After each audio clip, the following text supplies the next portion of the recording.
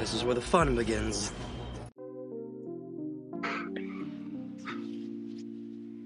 I'm just gonna give it a minute. I always had to give it a minute because I never trust that it's actually live.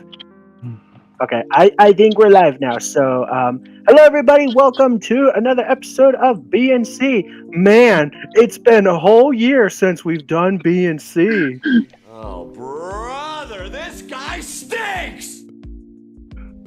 Anyways, today, Mr. Banny's got the LEGO Ninjago set number 71861 15th anniversary set, part 1.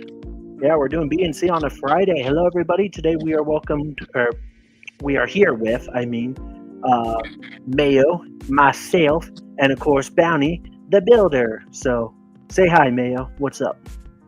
Hey, what's up is I'm home alone until Sunday night, and so I'm moving a whole bunch of stuff in my house. Okay, then.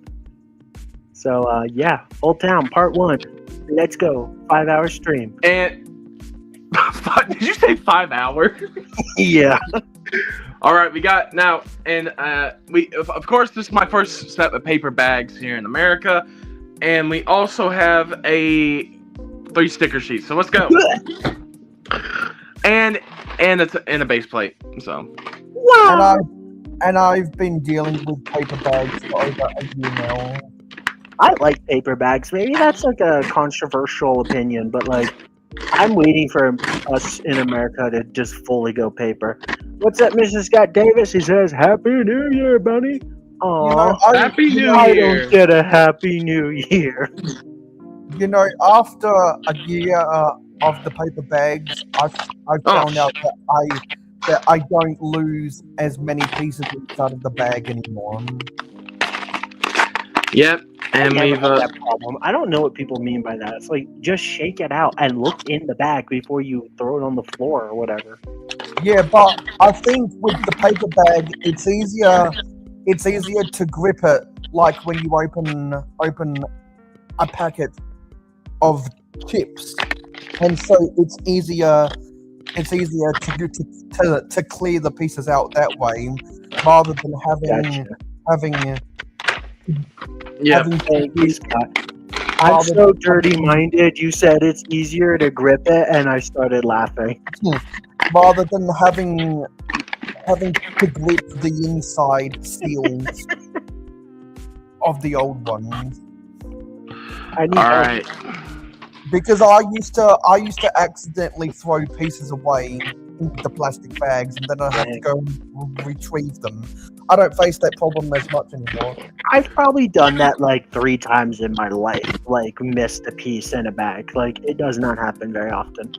Yeah, You watch, now it's gonna happen to me like 20 times this year. and it barely happens to me anymore. No, it's happened to me on these streams.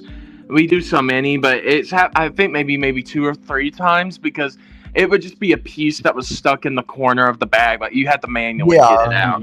Exactly. But besides that, I haven't really had a problem with that, so that's good. But first of all, I want to tell you what we're building first. We are building the tea stand for this set.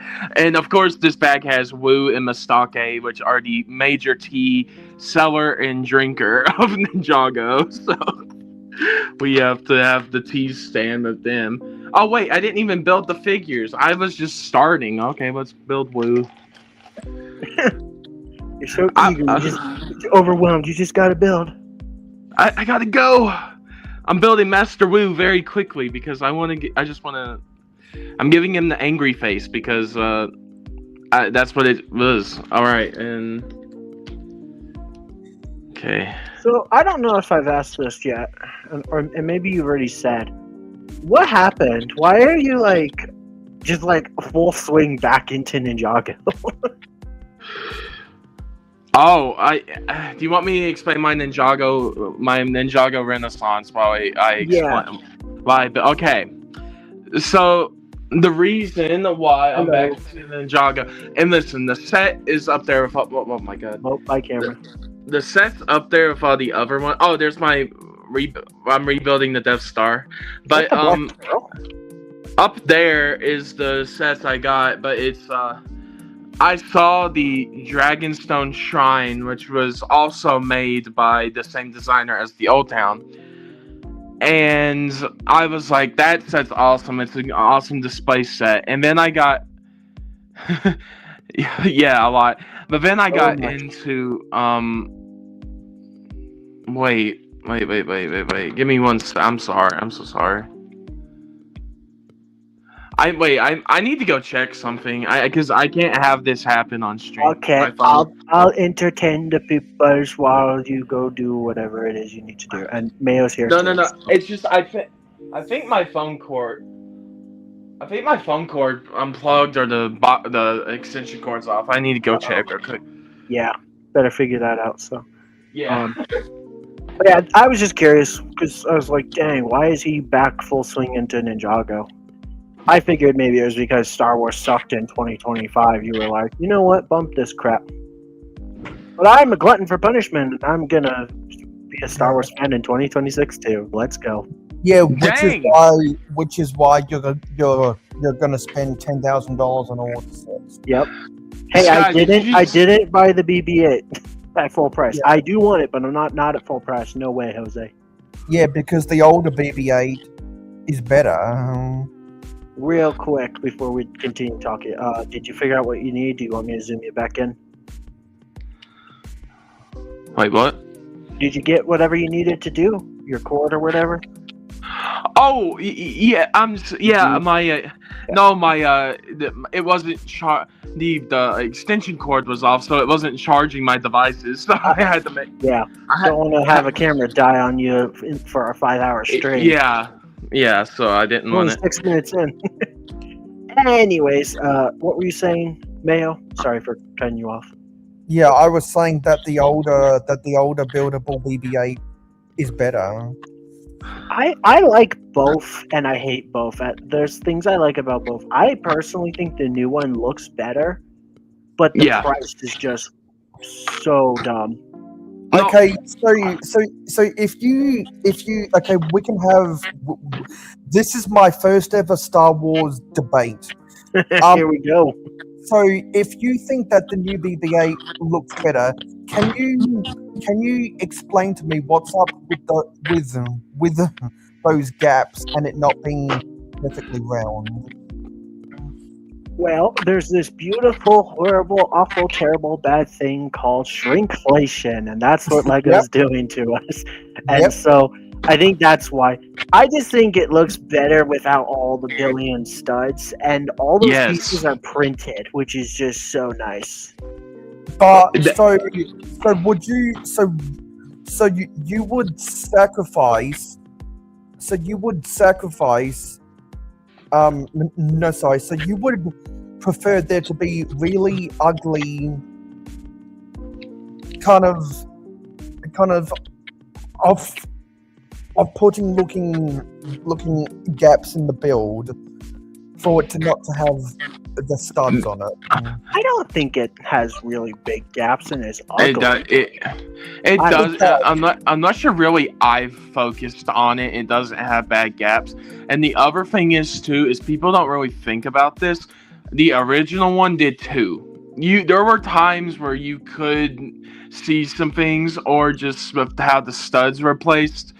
I personally think the new one's better because I think the old one, in my personal opinion, is ugly. I think it's. I have the old one, so I'm like, I would have to get it out. But I just think it's the one I get at the new one. I'm staring at pictures of the older one, the newer one, and the minifigure scale version one, and to my eyes. The older one looks much closer to the minifigure scale one. Yeah, I don't know. I think the new one is nice. The old one probably is better. I just like the smoothness of the new one and the printed pieces. Yeah. The price is just what's stupid though, is because the new one is $10 short of what the old one retailed for. The old one retailed for $100. Was that 2017? And it has like basically 500 less pieces. So it's like, what the heck? Why does that? if you can get the new BB-8 at $50, I think that will be worth it. No, Not worth $90. No Yeah. way. Yeah, because it looks to me that they sacrificed having the gapless front to the droid to having the hinged section so that you could do stuff on the inside. And The only thing I hate about the new one is the bottom. There's no bottom. It's just a wheel. And that does mean that when you slide it, it can move the head, which is a fun play feature. But it looks kind of silly because BB-8's supposed to be a ball, and it's like they cut off the bottom. I don't know. I still like But the new one. I really do. I like the way they implemented it though, because they make it look like a circle going down. Yeah. And then, it's still. I think the shaping is better on the new one. But this is the only. Really? Because I completely disagree. I think the older one looks more of a bowl, and the new one kind of looks like one of those. I think the newer one looks more like a ball than the older one. No, Nah. no, I'm with no, Mayo on this one. The No. older one is more spherical. Yeah, This one the newer one has less studs though, which just look more appealing to me. I'm not huge on I think the way I'd say it is that the new one looks like one of those dice with the rounded corners. The yeah. older one, I can kind of see that. the older one is the sphere that we expect the BB-8 droid to look like. Yeah, I well, think both are good. in person, it's not fully like that. Like the pictures show, it's not. I just don't think it. I personally, I don't. After seeing it from old to new, the new one to me is better. It's just the price is off, because and I have reason. But I think this is the whole new wave. I think all the sets are great. The wave is just overpriced. I think it's one of the best January waves, but it's the prices that bring it down more than the sets themselves. Yeah, I mean, because I'm I staring. can complain about anything. Yeah, so can I. Because I'm staring at the pictures of the box compared to the pictures of the set on its own, which LEGO has on their website, and on the box they do some trickery to hide some of the gaps when you have that door thing opened. Yeah. Camera angles, although it's all renders, so Yeah, but I think it looks at its worst when you have that door thing opened at the front, because it really exposes the gaps at the bottom, and I think it slightly more pronounces the gaps around the 4x4 rounded plate piece. Those gaps are really bugging me, honestly. one reason why I like the new one more too is that it can stand on its own. The old one, you had to put it on Yes. the little black like cloth. Base. And it had like a little base, with like Yeah. to hold it in place, which granted did look kind of cool because it went with the display plaque. But since they've been doing these buildable characters, they have the plaque kind of just freely wherever you want. You can put it next to them, in front of them, and so. Yeah, because if you have the wheel on the bottom, that means it can be more stable, I guess. But that's where you kind of have to pick the poison. Like, do you want the smoothness and the stability, or do you want to tolerate the studs to get more of the prototypical accuracy, I guess. The reason why I like the new one is I just think it gives more of the design of BB-8 better, because the printed pieces actually make it look more like BB-8. Yeah. The original one just used stud-based techniques to make it look that way, and I think it made it look worse because it's because the printed tiles are so nice and it actually makes them look more like a ball. But this is my problem with the original one. the way they have you build it, it looks more like a circular square than it does an actual ball. Does that make sense, Sky? You know what? Yeah, no, I get it. I really like those printed pieces. If they were Yeah. stickers, I would hate that set. But the fact that it's all print is why I'm actually kind of like I like it. I just hate the price. I don't No, understand It's why the price. Yeah. what they were smoking. Now, with I really, 90 I bucks. really, I really don't know if it's just my eyes are deceiving me, or whether it's the pictures between the box art and the pictures of the set are built. But I completely disagree with everything you guys are saying about the rounded shape. I mean, it is kind of flat on the sides. It's not a perfect circle, no, but it looks nice enough. Yeah, it's that like it's all the sets I'm going to get. I do well, maybe not the 4+. I don't know. We'll see about that. But I mean, I may because it's cheap enough. It's pretty decent. But it's the only thing is like I do like the January wave. It's just the prices were what turned me off right now. But as I get more as I do more things with Lego this year, and I'm definitely going to pick up some more sets. And Sky, I want to tell you this: most will be Lego shop purchases to make Sky happy, but also because I need to do it that way for some things. So Get those Is points. Is it because they're direct to consumer sets or to get GWPs?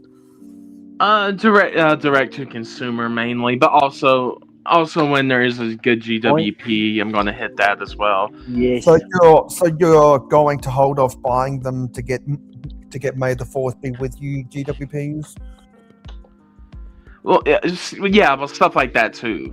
But also Minas Tirith as well. Very excited for that. Yes. Because And the Sauron helmet that leaked Yes. Oh, it's so beautiful. today. I haven't seen that. So helmets are getting minifigures now. Isn't that funny? Just when Star Wars stops getting helmet sets, now helmet sets have minifigures. Isn't that a funny coincidence? I hate Lego so much sometimes. I'm gonna look at this. Lego Sauron helmet. Check Instagram, because I don't think it's on Lego.com yet. But yeah, there's a Sauron helmet. It got leaked today. It is absolutely gorgeous. Oh yeah, there's And it something has a else. Sauron minifigure. I'm like, Oh wait, yeah, yeah. the helmets Okay. are getting So minifigures now? if anyone's interested, the leak that came up for me was from at Lego underscore stock underscore images. I really hope that helmet sets for all things, not just Lord of the Rings, get minifigures now. Because people, I mean, I don't care, but people have always said that's why they don't like helmets, right? And if we get Star Wars helmets in maybe 2027, because I don't think we're getting any this year, I hope we get minifigures. Well, this is what I'll say with the busts coming in. They're kind of like helmets. Those will have figures. So. I hate that idea. I'm like, just stick to helmets. They still have like 800 good ideas they could do. Mostly they Imperial do. stuff, because that's what I want to see. But and there's a lot of Republic clone troopers and all that. Like, so it's like, come on. I don't even care if we get minifigures. I do think it'll suck though if we get, like, say, a Death Trooper helmet next, and it doesn't have a Death Trooper minifigure. You know, people are gonna gripe and complain. Right? Well, didn't they say they were retiring the helmet theme, and then they pulled the reverse card on that? That's why I'm complaining that it's like, what are the odds that right as they decide to pull the helmets for Star Wars, now helmet sets might be getting minifigures every time.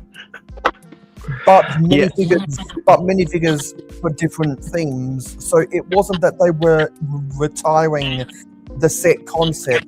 It was just that they were not doing them for Star Wars anymore. Yeah. Marvel too, because Marvel's into the bus now, so. Yeah. So that's a conspiracy theory. It's kind of obvious though. It's like, That- hey, we're not doing yeah. helmets for Star Wars anymore. Hey, here's a Lord of the Rings helmet with a minifigure.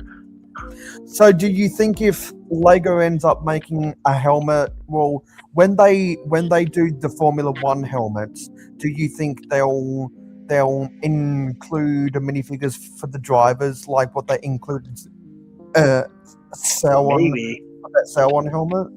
Because perhaps.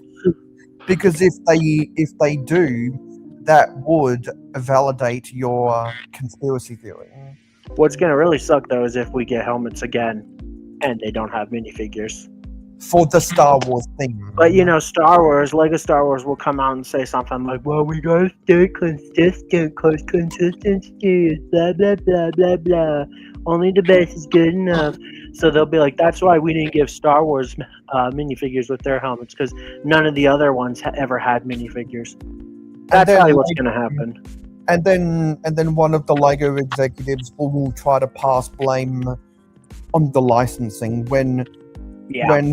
when it's public information that they spread the cost of the licenses across all Mhm. things. My next question is, with having minifigures, is that going to jack up the price? Is the Sauron helmet going to be like $100? Well, do we not know the price of it yet? 75. Oh, that's actually good. So if Star Wars does get minifigures and a helmet, like if they actually do, then we'll easily get $100 helmet set. Yeah. Well, if the Sauron helmet's going to be 75, I last recall the Star Wars helmets being $70 US. Yeah, I think Vader was the most expensive helmet. I think he was $80 if I'm not mistaken.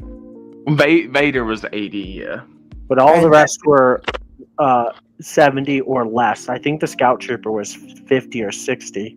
I So don't was know that why, but so was that because the Scout Trooper was the simplest helmet and Darth Vader was the most complicated helmet? I don't really know. I think the Vader helmet had more pieces than the Scout Trooper. I think to date Yeah. has the least amount of pieces out of all the helmet sets Yeah, because when I go back and for Star Wars. look at the Star Wars minifigures, the Scout Trooper helmets are rather cubed shaped. Yeah, I love the Scout Trooper helmet though. It's actually my favorite helmet set, despite like the 10 or whatever stickers on it. I hate that, but still love that helmet set. And I have a noob question with the clones. Is the difference between Phase 1 and Phase 2 the fact that Phase 1 has the bigger thing that sticks out the back, and Phase 2 doesn't stick out the back as much? What thing? The fin on the top? Yeah, Yeah, Phase 1 Um, clones have a fin. Phase 2 don't have a fin. In fact, I think the fin is like for radio transmissions or something, and they're in the side on the Phase 2 clones, like basically Okay. in their cheek. Unless that's the speaker. Yeah, I know. because I always remember looking at the differences between a clone helmet and a stormtrooper helmet, and wondering why did the clones have the fin at the back? The fin is some kind of radio transmission thingy, I think. So And they like moved- Dark Troopers, which are Phase 2 clones, still have a fin. So I wonder why. I wonder why they would Does it have look moved. cool? I wonder why they would have moved that fin then. I don't know. And Because like Rex welded never- his helmet together, so he actually ripped his Phase 1 helmet apart and welded the mask onto a new one. Yeah, That's because why he I'm has not. those lines on there. Yeah, because I'm going backwards and forwards between the Phase 1 and the Phase 2. Yeah, the Phase 1 has the fin that sticks out above at the top, and the Phase 2 has a little bit more bulk around the cheek. I think another reason why Phase 2 exists is kind of to show you that transition in between clones to stormtroopers, because the Phase 2 clone troopers look very similar to a stormtrooper. Oh yeah, in the yeah, original and movies. I'm also just just noticing that they have a little bit more. Well, they have those 3 holes at the front for breathing or whatever. Like stormtroopers have eye holes, but clone troopers have a visor. Yeah. Visor honestly looks really cool. Yeah. So maybe it's easier to breathe inside of the Phase 2 helmets. I don't know. Yeah. That's just my crude observation from Google Images. Yeah. Anyways, what are you most excited about for this set, Mr. Bounty? Oh wow, there's a lot. I mean, you were like, why'd you get back into Ninjago? I mean, it went on a Star Wars helmet and the BB-8 debate. But if I'm here, we're gonna talk about Star Wars. It's just what we do. yeah, but the main reason is I saw the Dragon Sunshine made by the same designer as the Old Town, and that got me back into it. And then I saw other sets. I'm like, I like all the new sets involve dragons, like the new elemental dragons and source dragons and stuff. So I'm like, well, I like dragons, so I was like, I'll get those. And then just other like big display sets like this or the Wolf Shadow Dojo and things. I was like, yeah, I'm really just liking it. It was just how it was mainly also to how much value you get with Ninjago. And that there's so many figures and so many unique pieces and things that I guess it just really appealed to me more now. I don't know why exactly, but and then I started watching the show again. I'm like, yeah, this is actually pretty good. So I had to get back in. Okay, so I'm gonna go on a little tangent here for just a minute, and I hope that this isn't offensive or nothing. But I hope you don't regret this, because the way I see this, it's like if you're taking an ex out on another date. Like, you couldn't get over them, you just had to get back with them, and in a few years you're gonna be like, what did I do? But who am I to talk, because I'm in a toxic relationship with Star Wars, with other Star Wars, where every time you're like, you know what, frick this, I'm done with them, then they finally are like, but look at this, isn't this nice? And you're like, yeah, that's nice. So, I don't know. So That's how I see it. So are you saying that you're in a love-hate relationship with the Star Wars franchise? Absolutely. I always say I love to hate and hate to love it at the same time. So that means that you're going to sing. So that means that you're going to serenade to Kathleen Kennedy. I hate you. I love you. Pretty much. By Nash back in 2016. I don't know why so many people hate Kathleen Kennedy. She's not writing these stories. She just approves some things. Yeah. Because David Filoni, he has a lot of the creative control, right? From what I hear, I don't really know if we know a whole lot. And Dave then Filoni wrote like The Mandalorian, or not The Mandalorian, I'm sorry, like Ahsoka and a lot of the Clone Wars TV show. I think Rebels was all him. I love Star Wars Rebels, by the way. And not just for Hera, but and the problem with all the TV series and why they're so totally different from each other is I'm gonna assume they don't all have the same producer and director. I don't know. Dave Filoni, at least for the animated shows, Dave Filoni did them all. Didn't he even do Resistance? But nobody liked Resistance. I did. Because there was all that controversy with the Acolyte and the relationship between R2D2 and C-3PO that triggered all the fans. Resistance came out before the Acolyte was even announced. Resistance was an animated TV show based off of the events in between episode 7 and 8. Because, like, at the end of season 1, we see Starkiller Base. Yeah, but the reason why I'm asking is because the people that said yes, we are the executives behind the Acolyte, and we're going to do it our way instead of what the fans Oh, actually want. I don't know. That was stupid. They shouldn't Yeah, have opened their mouth. Yeah, The one because lady's like, "Yeah, wasn't R2 a lesbian?" I think they were just trying to be funny and But- purposely piss people off. But they pissed off the wrong crowd. were they the producer and the director of that show? I think it was the director and the main character of the show that were Yeah. saying that. But also, one of the characters, it's not a main character, said something about Anakin blowing up the Death Star. And that pissed a lot of Star Wars fans off. Technically, he kind of did, but we're not going to mention it. No, it And was so- Luke. And so that No, so I that know. wasn't- Yeah. So what I'm getting at is, and to go on what you're saying, Dave Filoni didn't have creative control over that, but all of the quote unquote a good TV series he has had Yes. creative. I would control. say so, yeah. I mean, it's very obvious when Dave Filoni.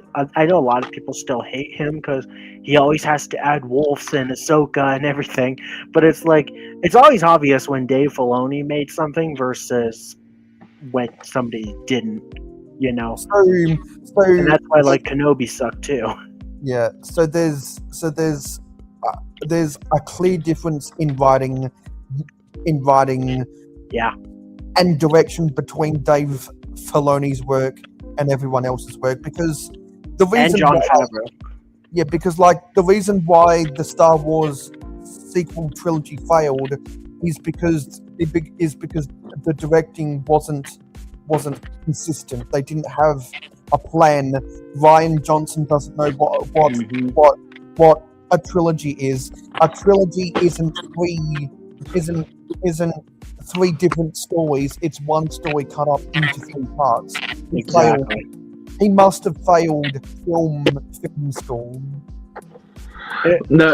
The one thing I will say about Ryan Johnson is I can't fully blame him because I'm sorry, it was J.J. Abrams that was the Force Awakens creator.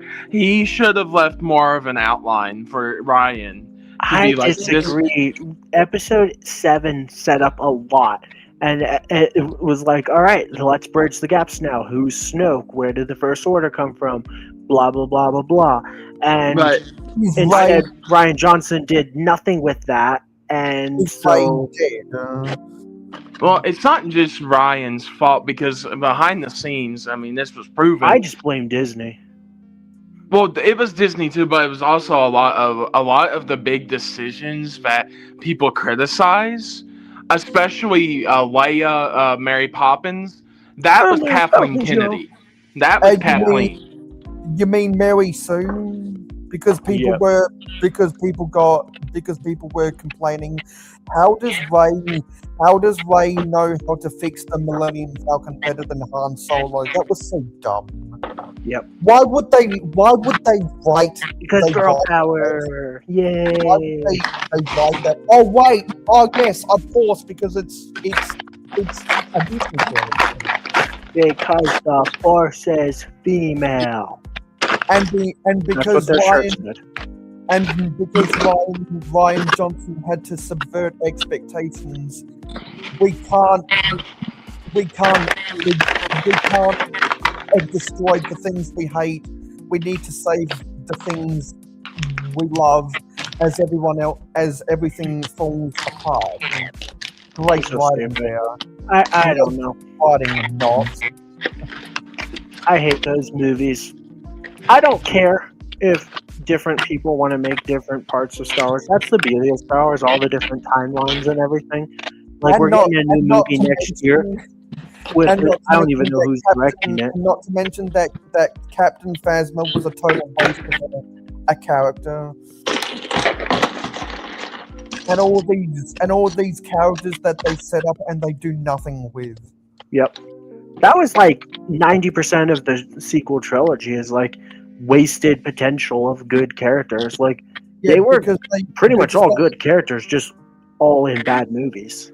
Yeah, because they introduced so many characters that don't have a character arc, and they killed off Exactly. all of the good characters that people actually like. Yep. And it's like you really have to wonder who's making these executive decisions that now have a lot of Star Wars fans feeling like they're not fans of the franchise anymore, and they're not Yep. going it's now a whole generation of fans who are just not going to patronize any of this new stuff. And that was part of the ratings decline from Ahsoka or whatever, the Skeleton Crew. What about Skeleton Crew?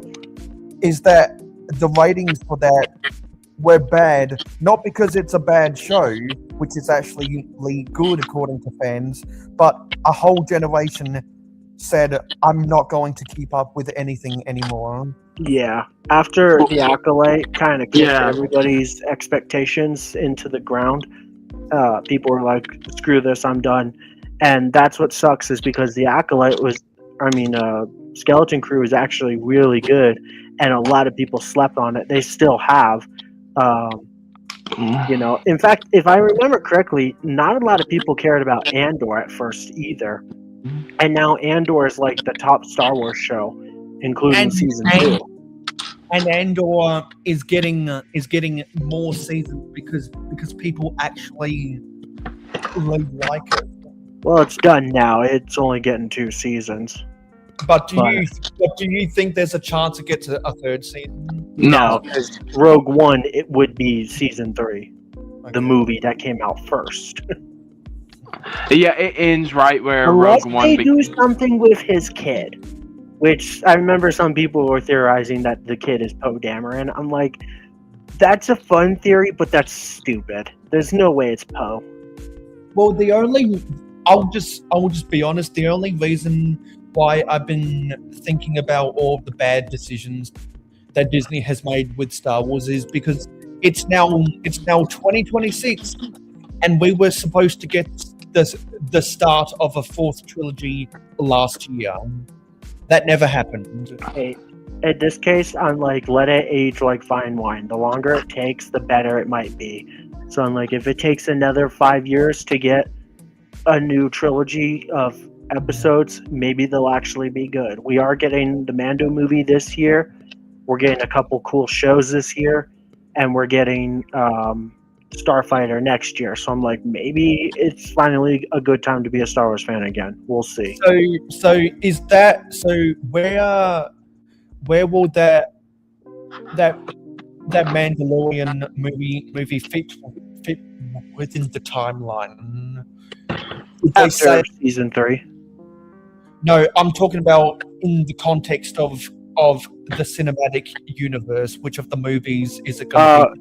It'll be in between episode 6 and 7. 6, 7. I did the funny thing. So it's going to be set in a time after the original trilogy and before. Yeah, because Mandalorian season 1 takes place 5 years after episode 6. So like when the Empire is like struggling to stay alive. Okay, so that's kind of like in the Star Trek franchise, how the star dates of the new TV series are all over the place. I have no idea about anything Star Trek related. I hate Star Trek. Oh, I just learned that from more of the people who were buying the Enterprise set. Yeah. Anyway, Ninjago Hometown. What happened to Newtown? Wait, what happened to who? Newtown. How old is Old Town? What was it called when it was first established? Did they call it Today Town? Or was it just Old Town from the day they made it? I actually have no idea. How does that work? Because this location actually does appear in the new season of Dragons Rising, so we don't really know. How old is Old Town? We don't know yet, Skyrim. I don't know. It hasn't been revealed yet. It just makes me want to do Patrick Star impersonation. I don't know. What do you want to do today? I don't know what you want to do today. I know what I want to do today. We stole a balloon. And also, I can't see my forehead. Yeah, you stole a balloon on Free Balloon Day. Yay. I never got around to doing it. I don't think Scott's here anymore. But he says it's not off to a great start this year when we were talking about LEGO Star Wars. I disagree. Other than the prices, I agree with Bounty. I think the sets are pretty good. There's a couple issues with all of them, right? Like the silver visors. That's just completely idiotic. But other than the prices, that's really all I'm complaining about. I thought he was talking about the year in general. I mean, we're only 2 days in, so if this year's already sucking for him, then that's not good. Yeah, because it's like how someone sent me a death threat.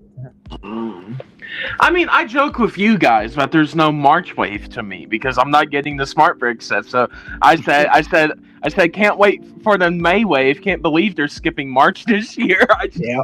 I'm not getting anything. I wonder how many people will boycott the Smart Brick set. You know, if any of them look good, I might be dumb enough to buy them. But you told us that you collect all the Star Wars sets anyway. Yeah.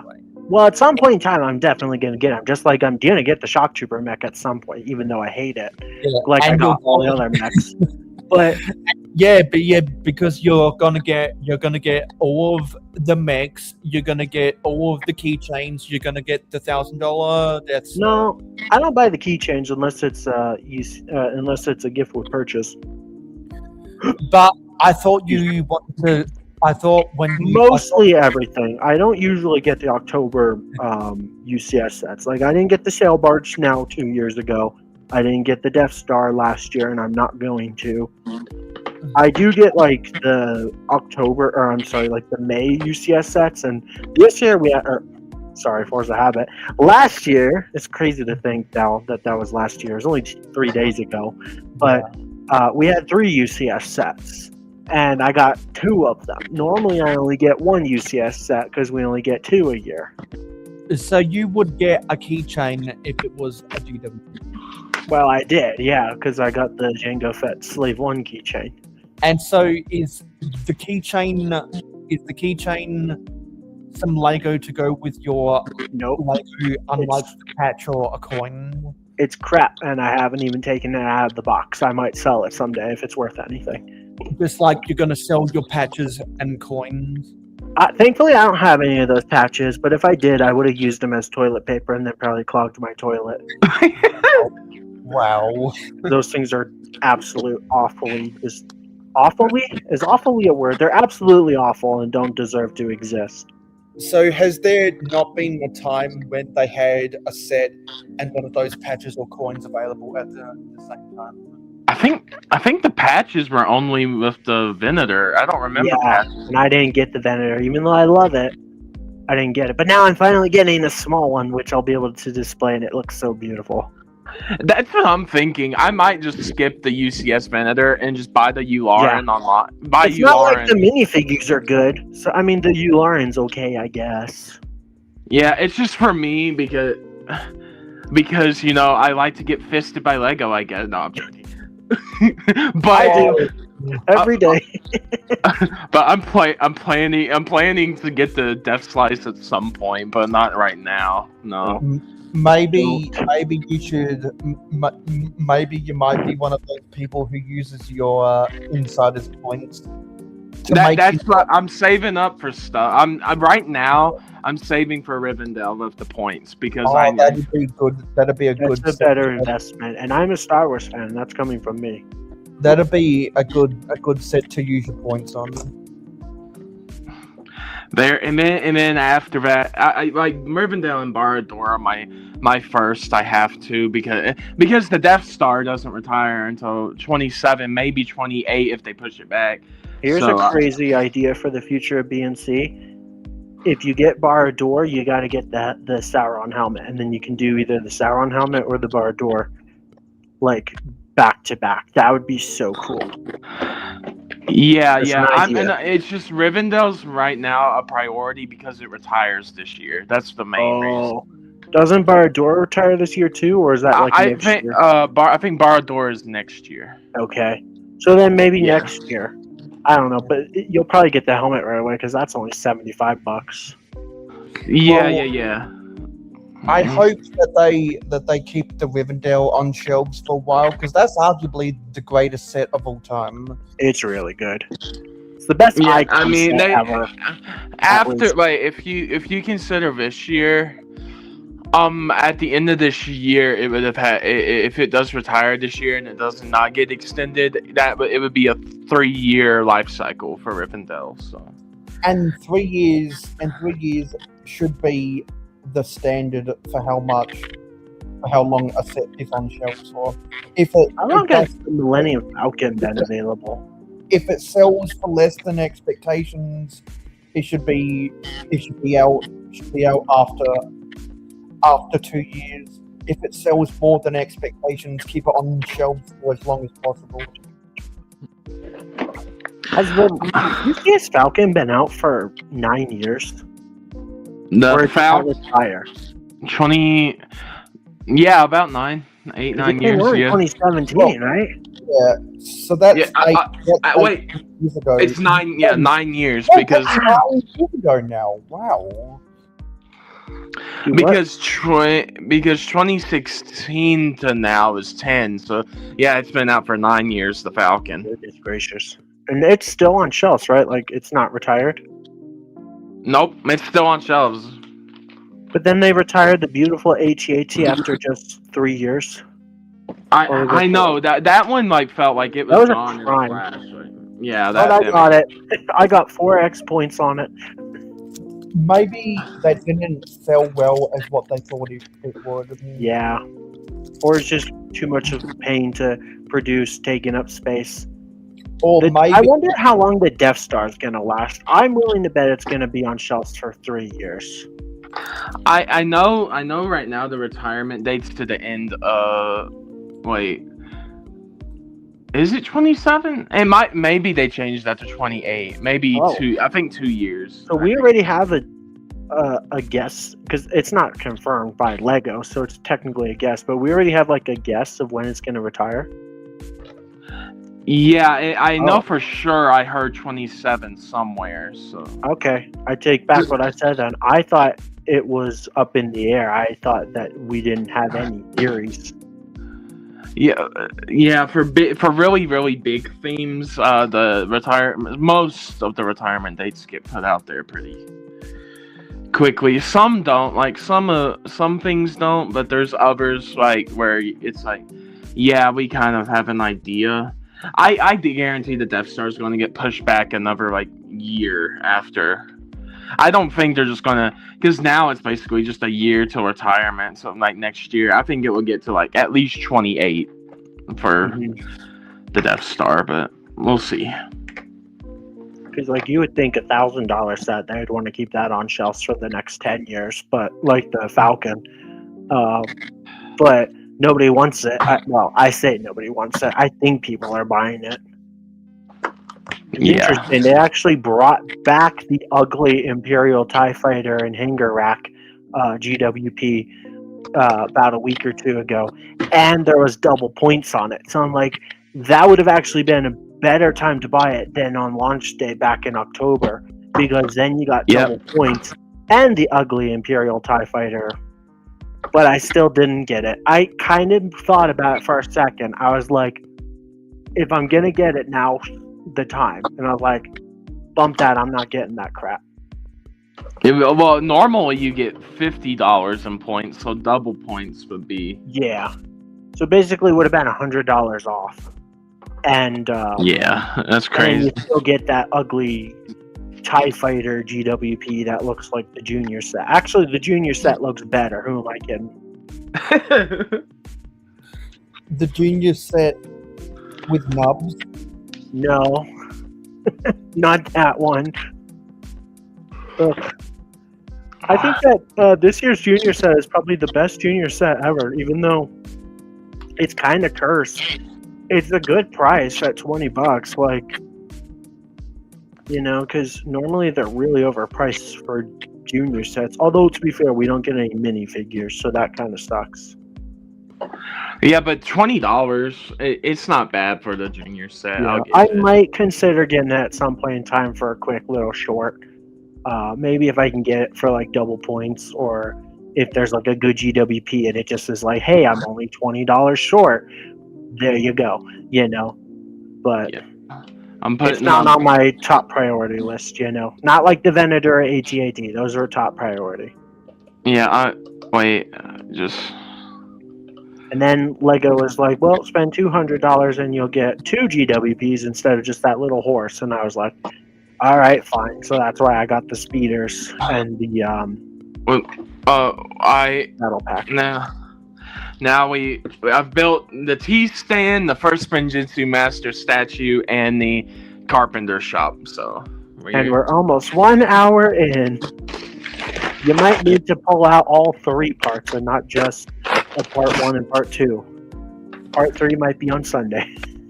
Well, yeah, I've mainly just been building while you all have been talking. So True. Yeah. You know And me, I've I like to kind of- blabber. Yeah, and I've kind of run out of things to say, so I'm gonna go more. So, but yeah, I know like the first few bags here are like the smaller builds, so I think I can get through this entire instruction manual today, but we'll see. I'll be live in 68 minutes, but I need some rest beforehand. You do live on Friday? Oh yeah, that's right. Wait, what is it? I forgot he goes live on Fridays too. I was like, no, because it's not Saturday. And I was like, oh wait, but you do live on Friday too. So anybody watching, if you're not subbed to Mayo, go sub to him. Well, actually, just sub to everybody if you wouldn't mind. If you're not subbed here, please consider doing so. Leave a like. Thank you, everybody. Chat has been real dead today. I guess I was really mean last time. Yeah, so have fun building the rest of this set. I'm sure you'll have lots of progress done by Yes, sir. tomorrow. Yeah. I'm just gonna blabber away. All I right, think- so, But I think the joining us. BB-8 debate made people leave. He's going. I was gonna see if he wanted to say anything before he goes. Oh But, wait, man. Thanks for joining us, Mail. I don't know if you're still here and can still hear us, but and maybe see you tomorrow. I'm not actually sure if he agreed to coming on again tomorrow. I didn't even know he was going to be on tonight, so I kind of just assumed that it was going to be us for sure because I agreed. Didn't someone in the group said something about joining, and they're not here now. Maybe in a little bit. Okay. Well, we are here for 5 hours tonight, right? I don't think we'll be here that long, but we'll be here for maybe a little bit longer. Well, I mean, okay, I'm not trying to be a jerk when I say this, so, like, forgive me if this comes out wrong, but do you really think you're going to be able to finish this set in just 2 days, today and tomorrow, in 2 hours, so a total of 4 hours? I don't think so. No, I'm doing the part 3. Oh, I thought you were only doing this in 2 parts. You plan to. No. Are you doing part 3 next week? It'd probably be like 3 and 4 next week, Sky. I mean, Oh, okay, so I got to make a part 4 thumbnail. Yeah, I was saying, I'm thinking I can get through the first instruction manual today because mainly it's these smaller builds, the smaller builds here, and then the start of the right now I'm building the front gate, and that's about it. So Okay. Gotcha. this first book, I think I can get through pretty fast, I'd say. Because I didn't know that 1 and 2 were just going to be the small builds, and then I guess 3 through 10 is the main gate. So I don't know what any of this stuff is, but cool. well, we have the tea stand, the statue, the carpenter shop, and now we're building the Boba front. tea? I Huh? like boba tea. The tea cart. It's pretty cool. Did they got boba tea? I like boba. You ever have boba tea? You know what I'm talking about? I mean, yeah. No, Mastake, the tea seller, might have some boba tea. She sells all tea. It's the only tea you can get me to drink because I don't like tea, but it has boba. Yeah, Lai loves boba tea too. So Yeah, that makes sense. It's mostly a drink I tend to find that women like. yeah. Is that weird for saying? I don't know. I've had it before. In it. No, I'm kidding. But that statement is very true. I'm kidding. I'm not. Well, I know. Too. I tend to find that women like Starbucks more than like men. Maybe I'm wrong, but Sky, you're just saying all the true things, sir. I'm just being dumb. Hey, we have to be a little funny sometimes. We have to get that humor in. But yeah, I am really excited to build this and to be here with you, and we can talk about anything else too. It's not just Ninjago time, but I was just really excited when this set got revealed and when I heard about it. So well, that is the one problem with inviting me here. Is if you want to talk Ninjago, it's basically just gonna be you because I can't relate. Like when we talk about Star Wars, we can go back and forth, right? But when you talk about Ninjago, I'm just gonna be like, cool, nice. Yeah. I don't know who that is. You know, I mean, I know who like Garmadon is, and the original 4 ninjas, and Lloyd, and Master Sensei Wu. I remember them from like season 1 and 2, and maybe like some of the skeletons and the snakes, but that's like it. I don't know what Dragon Rising means. It you know, my dragon rises every morning. I'm sorry. No. Literally, the Ninjago influencers, bro. They literally said my dragon's rising for these new sets. I'm like, bro.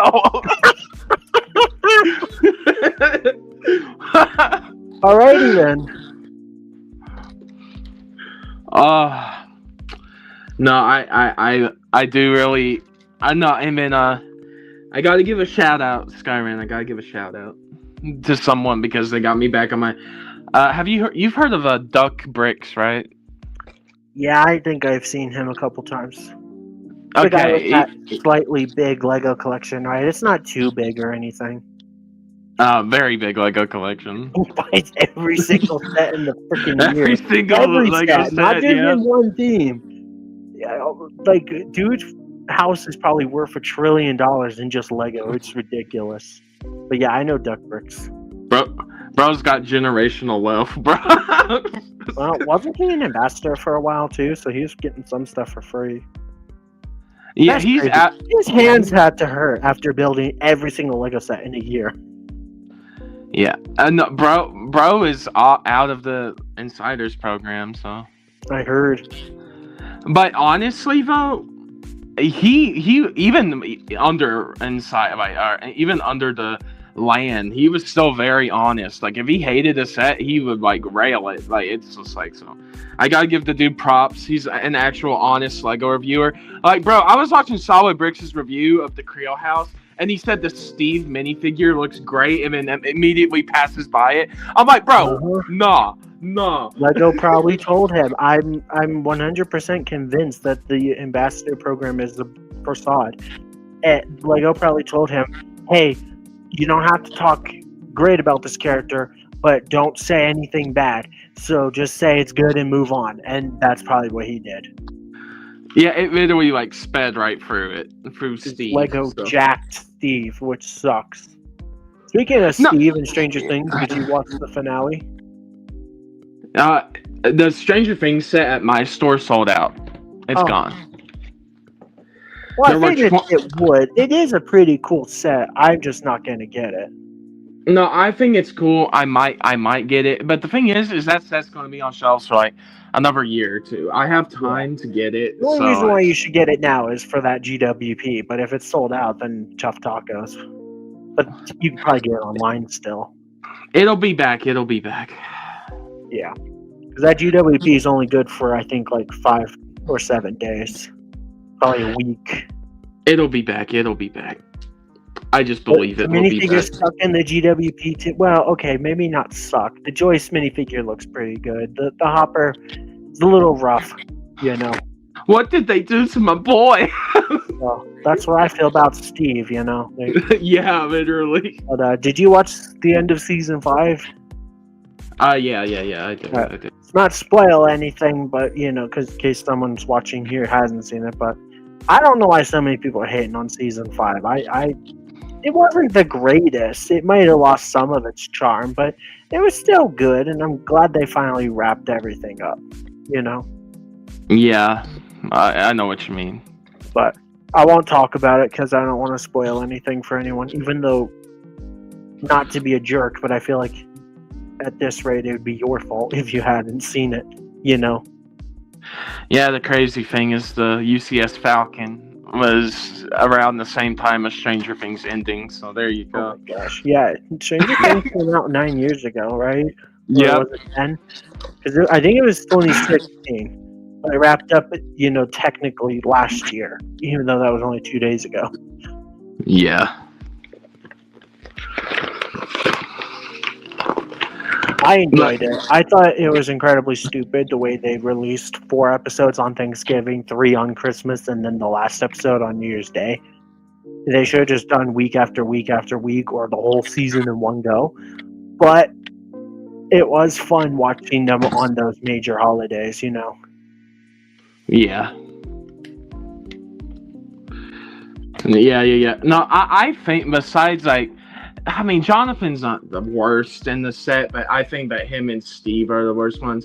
Everyone else, I think, looks fine. It looks great, but it's just Steve and Jonathan, man, and Hopper. Yeah. And Steve, Jonathan, and Hopper are the worst. Well, Hopper's in the GWP, so that you can say he's worse than that.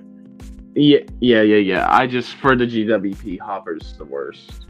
Joyce looks fine. I mean, but it's like, it's crazy. It's like, if I just wanted to buy the sticker sheet, right? Just the sticker sheet, I can part the whole thing on Bricklink, that GWP, just get the sticker sheet.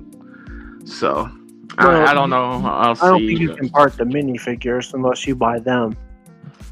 No, the minifigures had all the parts are parts in other sets, so you can part them. So like the Joyce head and Hopper head aren't like exclusive or anything? No, it's like the Hopper head's like the Lex Luthor head. So. Oh my gosh. Okay. Yeah. So it's like, it's nothing special. Speaking of GWPs, the rumored made GWP for us Star Wars fans is the Darksaber. If that happens, that's going to be so epic. Yeah, I saw that and I'm like, I probably have to get the UCS. If the UCS set is a 250 or 40, whatever it is, N1 Starfighter, yeah, from the Mandalorian with a Darksaber GWP, that's going to be an amazing May 4th, just like last year with the Slave One. Oh yeah, no, I want to get it. I do, and I just gotta see if it actually is the Darksaber, because this year, not last year, GWP, it was like the clone transport shuttle pod with young Boba Fett, and then it was the Camino training. So it's like, not completely off, but not completely accurate either. It's like, how do you get a training facility with an escape pod? I think maybe they just saw the minifigures and thought it reminded them of like the cadet episode of like the Clone Wars. Because technically those were cadets too in the set, even though they were grown ups. Maybe they should have been like had little legs. I don't know. But Yeah. clones are weird, right? Because they rapidly age until they get to a certain point, and then I think they slow down and then age normally. Yeah, no, it was on Mayo's stream. I can't remember who I was talking to, but they were like, I think that like it should be like a Lego build, and instead of a lightsaber, like a minifigure in a build, or just an actual build. I said I kind of disagree. I do disagree on that, because I think that the lightsabers are cool to get, and I think it is that is something you can only do with Star Wars. It's unique to Star Wars, and I like that. So I said I disagree on that, but you shouldn't get lightsabers just because you want a build. I think that in my opinion, you're still getting Lego. Then in their mind was like, well, you can just brick it out, and I said, well, most of the time people don't want to do that, and even then it could be more expensive than just getting the GWP with the set. So in the parts alone. So it's just like, I feel like it's plus the lightsabers have those exclusive printed pieces, which arguably aren't that amazing, but that makes it valuable, or at least exclusive. Because you could probably buy that piece off of like Bricklink and then part the rest of the set, but who's gonna do that? Also, if you get the box and the instruction manual and stuff, then it's complete, right? So yeah, and that's the thing I say to these people. I said, well, I didn't fully say it because but I in my mind, most people don't part off Bricklink. Most people don't use Bricklink. They only want the GWP in the box with the instructions and build it themselves. They don't want to. Yeah, exactly. People don't want to go for the unless you're like hardcore Lego collector. Most people do not want to part it out themselves. That's what I'll say. I don't even part out regular sets. I only buy it brand new in the box, even if it costs a bunch of money. Like the ATDP I got last year. Other than the printed pieces and I guess the minifigures, I could have probably parted that on Bricklink for a lot cheaper. But I bought a brand new sealed ATDP instead, and I love it. Yeah, and I think I just think that sometimes people think they're how do I say this, and they think they're like Lego purists, like they know the best thing to do. Yeah. And I'm like, no. Well, no. I am. I'm a Lego purist in the sense that even though I'm spending double or triple the amount sometimes, I refuse to buy used Lego or parts and pieces from like mixed sets and match minifigures and whatnot. I'm like, nope. If I want the set, I want to buy it brand spanking new, even if it's going to cost me more. And that's why I'm sad, because I really want that Imperial carrier. The technical name is a Gazanti.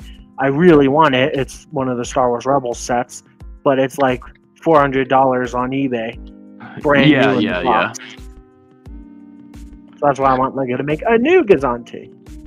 Which I don't know why they haven't, because it appeared in The Mandalorian. You could have Mandalorian figures in it. Just make a Mandalorian version. I want a MIDI scale Gazanti. That's what I want next. Like that too. Yeah. Every time I finally get the set that I've been wanting, I move on to the next thing because I can't be happy, I guess. Like for the longest time, I was pushing for a playset Star Destroyer. I'm so thankful Lego made one. I love that set. And so it's like, all right, time to move on to the next thing. And the next thing I decided was a MIDI scale Gazanti. I've talked about an ASA like 3 or 4 times. Yeah, and I love the MIDI scale because right now for sure they're giving us sets that are not like a normal set would be, and that's what I like. Like there's the invisible hand and the acclimator, which I don't think they'd ever make a normal set of. So no. So or it's the like Home One, the Nebulon B frigate, although that was a Comic-Con set, but you know. Yeah. I know what you mean for sure. And the Venator's so cool. I love it, you know. I do too. And now that it's for sure, like, hey, we can get vehicles, even though it's Starship Collection. Lego's like, well, we're not going to hold that to just Starship, so they take the name off and then call it a day. Now it's like, hey, we could get speeders, we could get other things. So it's like maybe we could get like a giant sand crawler, a Jabba's sail barge, Luke's land speeder. Like there's There we a go. lot We got of Scott Davis's pick for mini Yep, scales. I remember Scott Davis said that, and I'm like, that actually sounds kind of cool.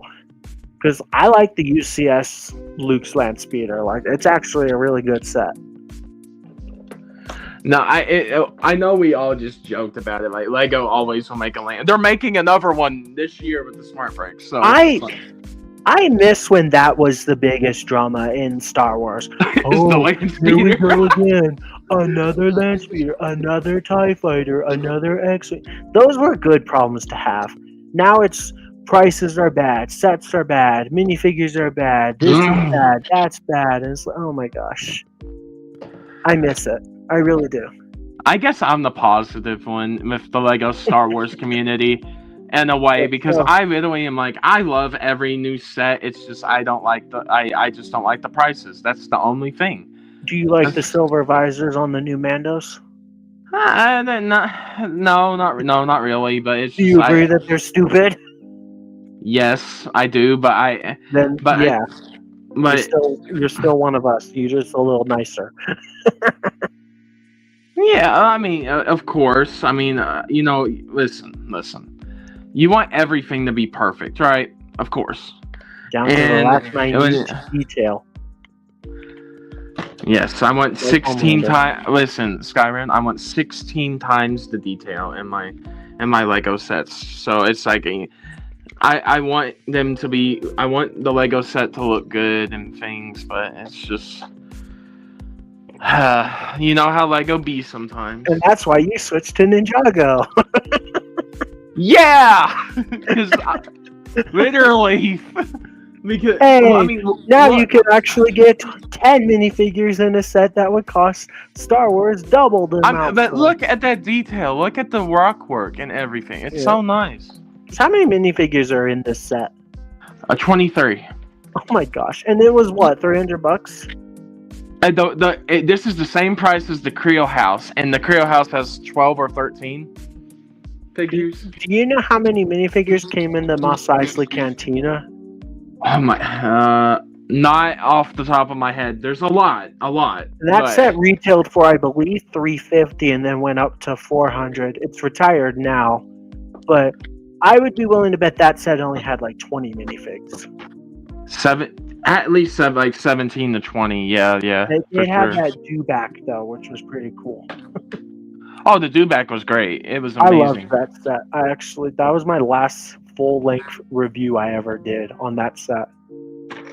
I mean, I do love the Mos Eisley Cantina. Yeah. And this is what I tell people, or now I am going to tell people now. If you want the spherical Death Star, the true version is the 2016. Because that was bad too. The 2016 Death Star is the perfect version of that playset Death Star. The minifigures are better. The detailing, like the prints and even the stickers, are better designed and detailed on the 2016 one than the 2008.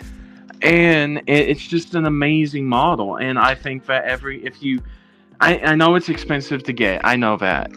But if you can afford it, get the 2016 Death Stars. At this rate, if you were going to do it, I personally would say get the new one because the older ones are probably more expensive. And the newer one is arguably probably better. I can't say arguably probably, but like every individual room on the new one is very detailed. I like the idea of the builds. I just hate the shape because I wanted it to be a sphere. It's really just the minifigures I hate on the new one. So like if you could get the minifigures from the old one, the 2016 one, the best, with the new one, that would be good. But I don't know. This is just a hot topic or a hot take, but I don't think Lego's ever made any good UCS Death Star besides the paneled one from, was that like 2002 or something? Yeah, 2000s for sure. That was like the only good Death Star I think Lego's ever made. But that's not really for play or anything. The Yeah, beauty of and these I UCS sets are they're good play sets. yeah no I and don't I play with heard my Lego. and from I don't have it because it's flipping expensive, but the people that do have the Death Star 2, I heard it's very fragile. Like it's like you can barely touch it. Stuff will Well, just it's fall so off. flipping big. Like imagine trying to pick that thing up and move it. I watched M&R's video and I was like, oh, like he's one of his vlogs when he was moving it recently, and it just looked like a chore. And I was like, no. I don't know. I'm not ever going to spend $1,000 on one single Lego set, but No, I kind of like it. I just don't like the minifigures. yeah. The other thing too, Sky, is I added this up. I did some mathematics, but I added up how many figures, like in the Death Star, I believe it's 40. If you got the Old Town, the Legacy Blacksmith Shop, and that Ninjago character display for $45, if you got all those sets, and it's probably going to be around near 500 for it. All of those sets include, if you put all the minifigures together, it's like 38 to 40 figures. So for half the price, you get the same amount of figures that the Death Star has. Well, also Star Wars count the astromechs as minifigures. I don't. R2 is not a minifigure. He's a figure, just like battle droids, but they're not minifigures like a Luke or Darth Vader or Stormtrooper. So yeah. But do these Ninjago minifigures have helmet holes and pupilless eyes? No. Then that makes them better. And the only time if they ever had like pupilless eyes or anything is because that's how it was in the show. Because sometimes there's going to be figures that are like Ghost or Demon or Oni or whatever, and they have they don't have like eyes. So, or you know what I mean? They make them up more like ghostly or sinister. That's I remember I used to have the spinners of like the elemental characters like in their element form, and it was like just blue eyes or red eyes, and I thought that was cool. I probably shouldn't have sold those spinners because I think they're pretty valuable now. They are. You know what ones I'm talking about? Yeah, I know. Yeah. So I think Jay was the most valuable too, and I sold them. Yeah, Jay. I don't know. I look back and I'm like, what did I do? I sold some really good Star Wars sets. I used to have a lot of the old like OG Clone Wars sets, including like the playset Venator. And I used to have like the Chrome Vader, and I sold them because I was like, oh, I'm done with Lego. And then you come back to Lego and you're like, no. Like 5 years later. Yeah. I did rebuy some of the battle packs that I sold at one point in time, but like that's pretty much it. I'm not gonna rebuy the old gunship. I'm not gonna rebuy the old AAT or the Venator. And I had those sets. It's like The only one I didn't have was like the drop ship with ATOT, and I'm like, thank God I didn't have that, because if I had that and I sold it, I would kick myself every day. Yeah. Even though I personally don't think that set's that great, I really don't. Like, it's like really sought after and expensive. Mm-hmm. Maybe Lego could make a new one. I don't know if it'd be any good. Even if they just made one as a mini scale, that'd be kind of a cool idea, you know? Yeah. This is what I think. Like, of course they're going to make multiple Falcons and the Tantive, but look at the mini scale besides like those. I think Lego's telling us the sets they're not going to make as normal sets. Yeah. The midi scale, so. Well, remember when there was like a vote and it was like, hey, do you want a UCS Imperial Bomber NWLB Yeah. frigate, or Republic gunship. Whatever happened to the bomber and the Nebula MB frigate? Just because they lost the vote doesn't mean that LEGO can't still make them someday. I think it's likely possible we'll see a bomber before a frigate. I think one of those could easily be for like the anniversary, like an anniversary Yeah. year. Well, people are theorizing that we're gonna get a Vader's TIE Advanced because we got a TIE Advanced polybag. And that now would make it's been sense. That would be confirmed. the next one because Lego's been revisiting these old UCS sets with like the X-wing, the TIE Interceptor, and now a Vader's TIE. I think is next. Well, I think that Well, they said it was going to be May's set, and I'm for sure I don't think it is because now it's the Mando. Yeah. Unless we get 2 UCS sets this year, we got 3. Three. We got 3 last year, so we might get another one in like summer. Yeah, yeah. It's also, is it still rumored? I say it's also. It might not be, but I'm like, there was a rumor going around of a new Super Star Destroyer. Yes, and it looks like that could be real. But that'd probably be for the October UCS. That's what people are saying is that like it's $650. But if it's not that, then I really don't know. I really don't know. I think it's possible that we'll get 3 again. Like, what's stopping LEGO from doing 3? They did 3 UCS sets last year. At least this year's 3 UCS sets combined will be a little cheaper. All 3 last year was $1,500 plus tax.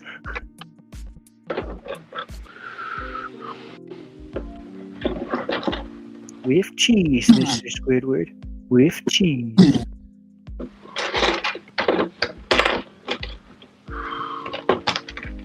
Rocks. Wait.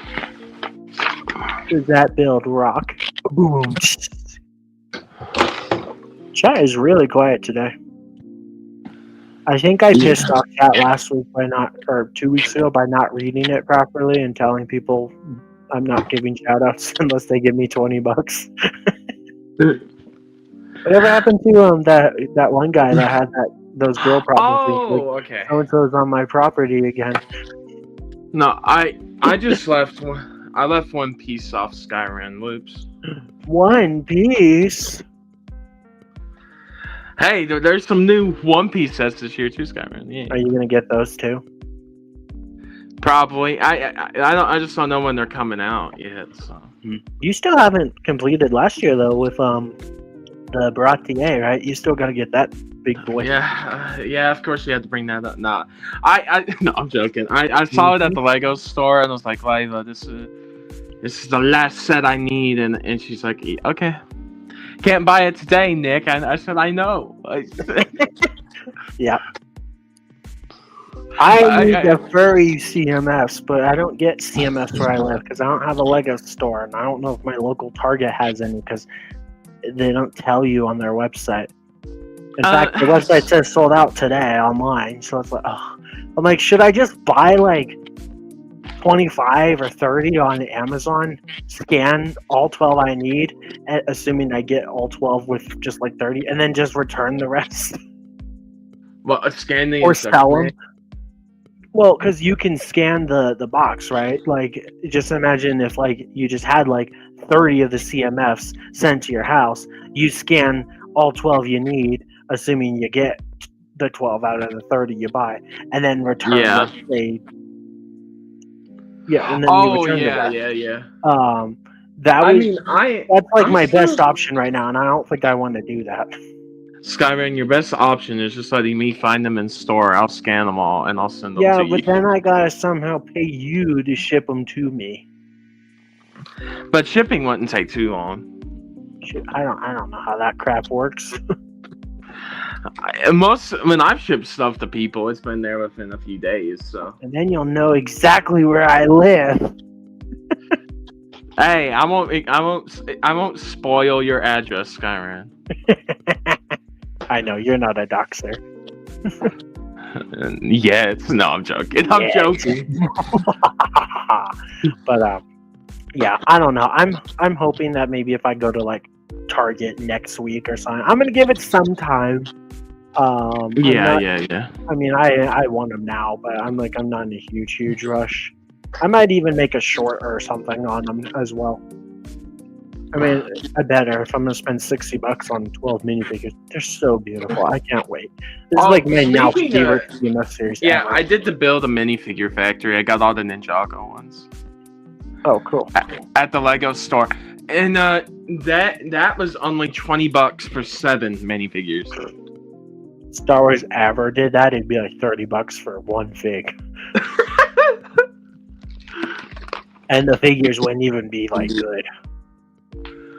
Yeah, it's crazy. And no, for the anniversary, Ninjago went out this year on the 1st. No, Yep. I was literally like I didn't have any. I had like money on me, but I didn't have enough to get the final 2. I was like, I only need like $2 or $3, and Layla and Mom were just like, we have that. Just go back in and get the final ones. Yep. So I got the. I got don't the know. I know the grass is always greener on the other side, but it really pisses me off that it's like for Star Wars' 25th anniversary now 2 years ago, it was pretty bad. All we got were those minifigures with the little buildable plaques they stand on, and most of the figs were okay, but some were just really bad. Like the 5 was terrible, and the K2QT or whatever her name was is really bad. Terrible astromech. The Leia was just a stupid idea, and is like, really? That's all we get? Yeah, You look at these others, you got these giant actually, stands and these like, how many exclusive like 15 anniversary figures are there? for what? Ninjago? Yeah, for the anniversary figures, how many are there? In terms of just the sets, right? Because the minifigure factory ones, they're only at Lego, so people that don't have Lego stores cannot access those. But in terms of just the sets, there are 7 exclusive minifigures, and this set comes with 3 of them. Wow.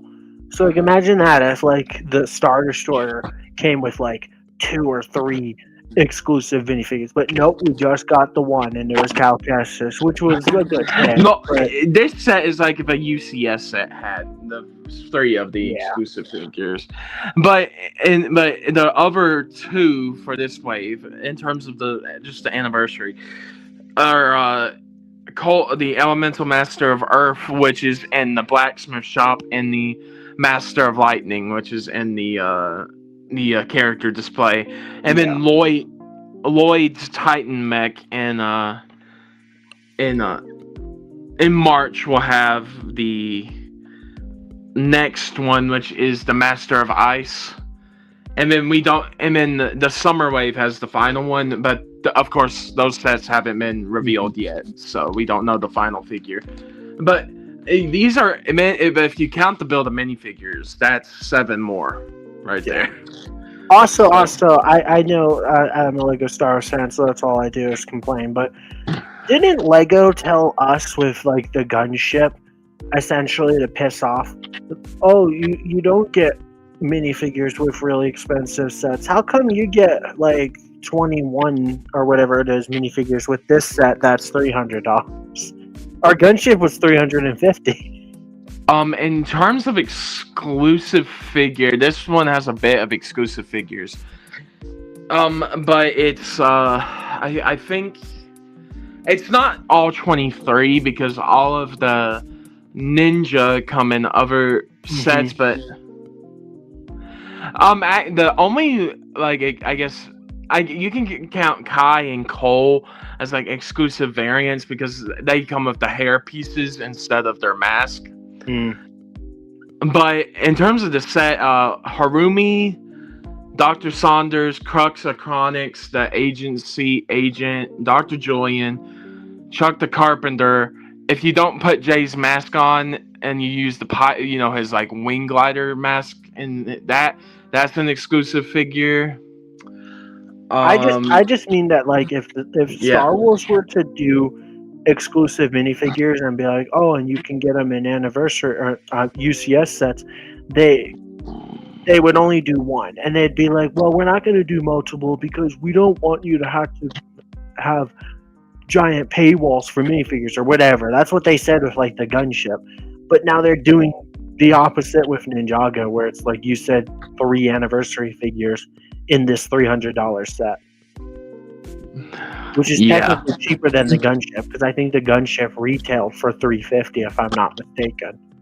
It Unless did. Yeah. Or maybe it bumped up to $350. I don't know. It was so much 3. Yeah, it was 3. It was controversy with that set. Yeah, it was $350 at launch. So yeah, I don't know. I know at the end of the day, it's like it's just a toy company essentially. I don't look at Lego as just a toy, even though technically I guess it is. But like, I enjoy collecting it. I still love it. I know it's crazy because all I do is complain about it, but it rubs me the wrong way when Lego is like, oh, well, we don't do X, Y, and Z because of blah, blah, blah, but then they do X, Y, and Z for other themes because they can. And for cheaper. And for a whole slew of other reasons. And it's like, wait, I thought you couldn't do that. And it's really just because they hate Star Wars fans. yeah, but it's like the other reason I transition. Yeah.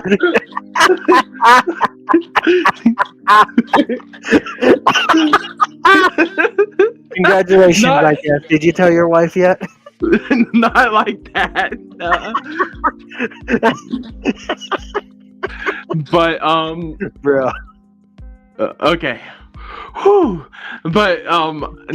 Try that again. The reason I changed to Ninjago just for a little bit is because of this designer, the one that made the Old Town. A lot of his sets really got me back into it, and I really have enjoyed the sets that he has. Of course, we will be building them on BNC, here and there, because I am going to have some variety after the Old Town. Actually, Skyrim, because I know you love it when I'm ahead of the curve with telling you thumbnails and stuff. Mm-hmm. I'm thinking about doing the GWPs after this. Which GWPs? The horse? I think the horse and the parade. Okay. Just remind me, I can make those thumbnails and then we can schedule the shorts. Yeah, and that should be pretty easy because those are small sets. But that won't be for like 2 weeks because we're doing this today, finishing this today, We're doing this today for a little bit longer, doing a little more tomorrow, and then part 3. Are you doing part 3 Sunday, or are you going to wait until next Saturday? And probably probably next week. If this ends up being a 4-part stream, are you going to do it again next week on Friday and Saturday? I was thinking, but that's the thing I want. The reason why I delayed putting part 3 up is because I needed to talk to you on what you could do. Okay. I could either do Friday and Saturday, or I could actually. Yeah, that's why I wanted to talk to you about it. Yeah, it would have to be Friday and Saturday because I can't do. Yeah. That Sunday. So if we do a part 4, you would have to do it on Saturday next week. We could do that. I mean, you can also stream without me. I don't have to be here. No, I know. I like to have someone else. It makes it more comfortable, you can say. Normally people like when I complain, but I don't think people like it today because I haven't seen a lot of people engaging with the chat. Oh, there were a ton of people in there, right? Dude, it jumped up to 24 and then dropped to 14. But yeah. That's the beauty of vertical streaming, is like you're getting all those people doom scrolling, but they're gonna keep scrolling. I don't think people like the BB-8 discussion. Perhaps. the BB-8 debate with Mayo got people angry. They were either angry at us for liking it or agreed. Or they were mad at him for not liking it. Totally no. Everybody's I entitled personally, to their own opinion. I just think it looks better. I think it does look a Yeah. little more accurate, but I just like how it's all printed pieces. I know technically the other one doesn't have. I don't think the other one has stickers either, but that's because it's all brick built. This one is really nice for those prints. It's just the price that is absolutely like, what are you thinking? Yeah. What, they were smoking death sticks when they made that price because that should usually be like $50. Yeah, $60 it's if you just- want to push because look at how big those printed pieces are, but not $90. What the heck? The K2SO is $90, right? Yeah, exactly. K2, and it's bigger, but also too, it's like if we wanted to go in Ninjago terms, I know Ninjago is going to be a bit better because it's like its own theme and stuff, but even with Ninjago, like it has I told you about the blacksmith shop. That one is $100. You pay $10 more, and you get that whole build. It's a fully enclosed building. It's not a facade build, and you get I believe it's 6 or 7 minifigures for $100. And 7. Yeah. Shut up. I'm just saying, go up $10 if you like Ninjago and get the flipping blacksmith shop, and it's like, yeah. Well, as a Star Wars fan, for Star Wars fans, if you were going to spend $100 on a single Lego set for a buildable character, I think your best bet would be that Chopper buildable figure. Yeah, I get what you mean. Yeah. Oh, that Chopper is so amazing. I love that set. I actually, because I'm like, I don't like the BB-8 sitting here. I just, after the new one, I'm like, the new one's going because the BB-8 was like in the middle on my back shelf back here, and it has the BD1 and the first cubby, and then it was BB-8 and then the original Grogu. And now it's BD1 Chopper and Grogu because I just think it looks better. You got to get that R2. At some point. I do. I don't, but because I think they're retiring this year or next year. I think it's this year. I'm getting them. No, I'm getting them for sure. It's like they're the only ones I don't have. Besides, well, wait. C-3PO, R2, and then K2SO are the ones I need. Yeah, the battle droid with Step is really good too. That one. Yep, thank you. Yep, that one. There was a lot last year. Lego pumped out like 6 or 7. I can't remember, but they pumped out a lot of the buildable characters, and I would say they were good. Wicket. Wicket. Wicket is probably the worst because you like literally can't move his arms or his head, anything. Like he's like stuck in place. He's like a statue. Yeah. Yeah, he's like one of the helmets. Yeah.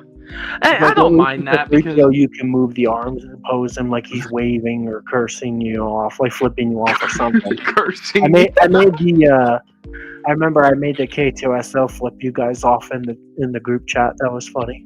Please do not resist. You were being flipped off.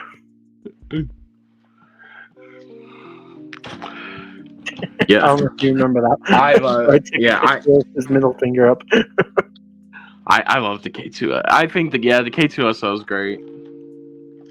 Because I want to do it. What I've seen some people do, like put all of the buildable characters together. Yes. Yeah. That's what I'm gonna do with my Starship collection sets. Because look. I moved my helmet. My helmet's onto the shelf there. Nice. And on that middle section, I think you can kind of see the home one right there. But that's where the MIDI scale's going. They're going together. I need to take a bunch of sets apart so I can make room. I'm basically out of room. I'm gonna have to start dismantling sets to make room for new sets. Yeah. I haven't even broke up my boxes yet from last year. I'm being really lazy. I know we're only 2 days into the new year, but normally I would have already been done with all that. I'm gonna cut up all the boxes and stuff them all in one or two of the UCS boxes. Funnily enough, I think I've done all mine. Like, because after every stream, I just get that set and break it down. So See, that would be smart, but for me, I like to do it all in one go, just so I can reminisce and like look at all the sets and boxes and yeah, think about my life choices when I look at a set, and I'm like, "Yep, I paid full price for that." I paid full price. I need to not buy the BB-8 at full price. Like, I had to convince myself it's not worth it, because like if there's a really good GWP, I'll probably pull the trigger. Yeah, pull the trigger on BB-8 when there's something else good out. Yeah, exactly. I feel like I feel like even then I need to not like the G even if it's like the best GWP ever. I need to not. I need to only get that set if I can get it for like $50. But that's the problem, because I only buy Lego. Oh, I agree. Lego. Yeah. I'm not gonna ever get a deal because Lego almost never drops prices. Bye, camera. Unless the set's about to retire, and then you might miss out. You know. Exactly. So I might bite the bullet and get that set on like Amazon if it means I can get it for like $50, because I think it's safe to say the BB-8 will go down to at least 60 in the next maybe few months. I'd say 50. It's gonna be like Grogu on Black Friday. That's true. Grogu, what? I don't know if I want to wait until November, but does it really matter? Because by this time next year, I won't even care, you know, because it'll be all about what's next. This is what I'll say. I think I would honestly say, if nothing else in May appeases us and we don't like any of it, or there's just not a lot we want to get day one, I get BB-8 with the N1. That's true, yeah, because like May 4th will probably have some. Hopefully this year LEGO does double points on all Star Wars sets and GWPs like they did in past years. That would be nice, because then if I got like the mech, even though I don't like it, I'm gonna get it, you know. If I got double points on it, that would be nice. I could definitely see BB-8 being double points for sure. I can't. Last year they were so scummy. They didn't even do or double points on the UCS set. But the year before that, with the TIE Interceptor, they did double points on every Star Wars set, including the new one. The new ones, I mean. Yeah. It was like an $800 wave, but it was like, yeah, now's the best time to get them. You're getting double points on everything and all these cool GWPs. This year's GWP last year, it's confusing. Last year's GWP was cool, and at least you could get it with purchases of any Star Wars set.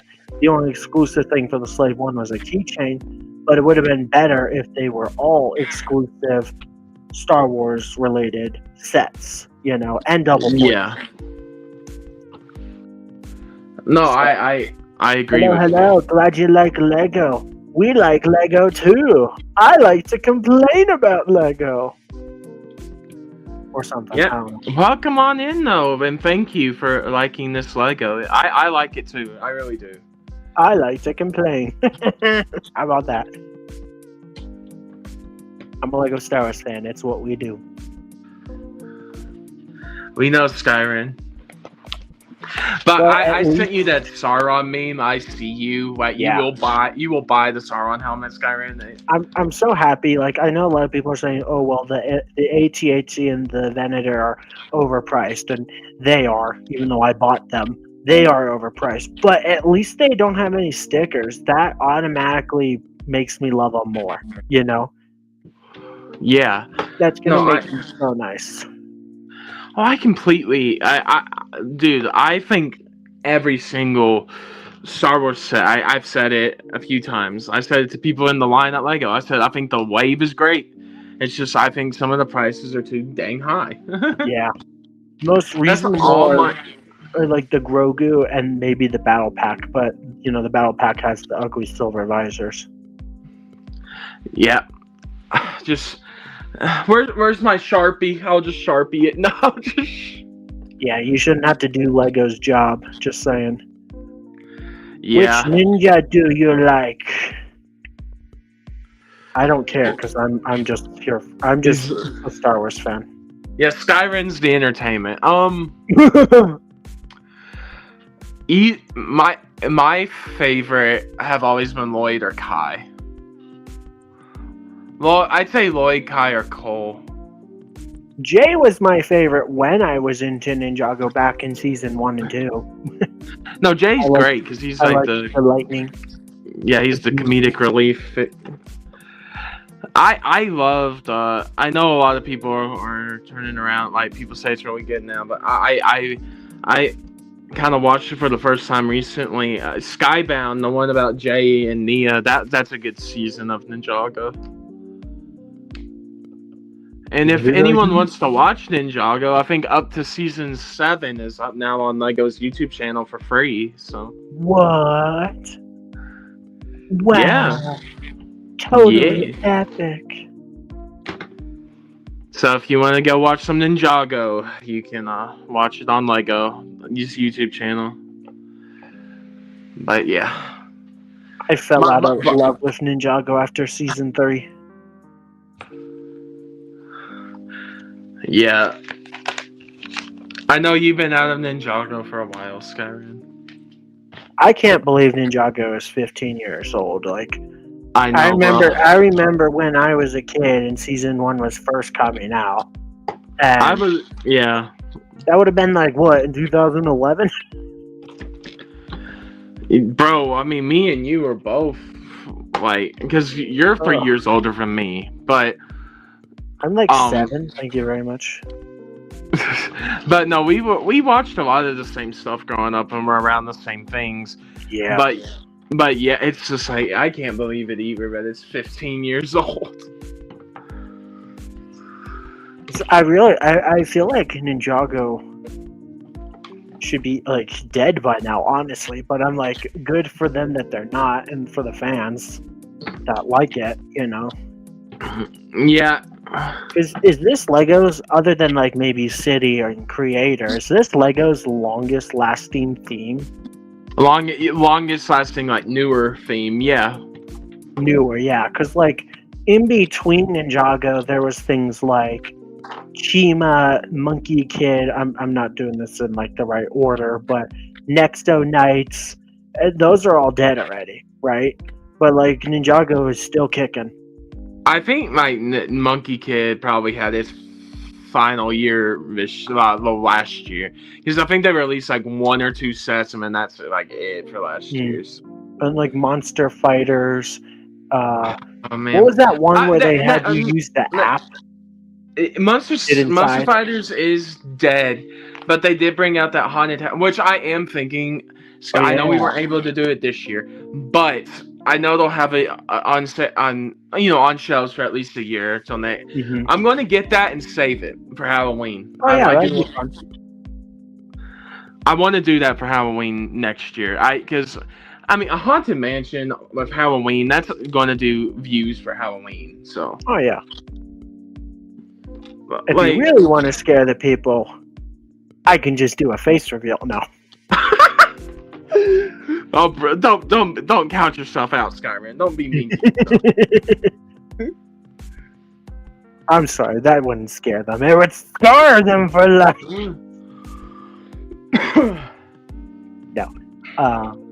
No, Skyrim, you're a good person, so I don't think you scare anybody. Well, I don't know. Because you're a good person doesn't mean you're... No. And you don't know my search history. All right, now I have to get a sticker, but Yeah, sticker.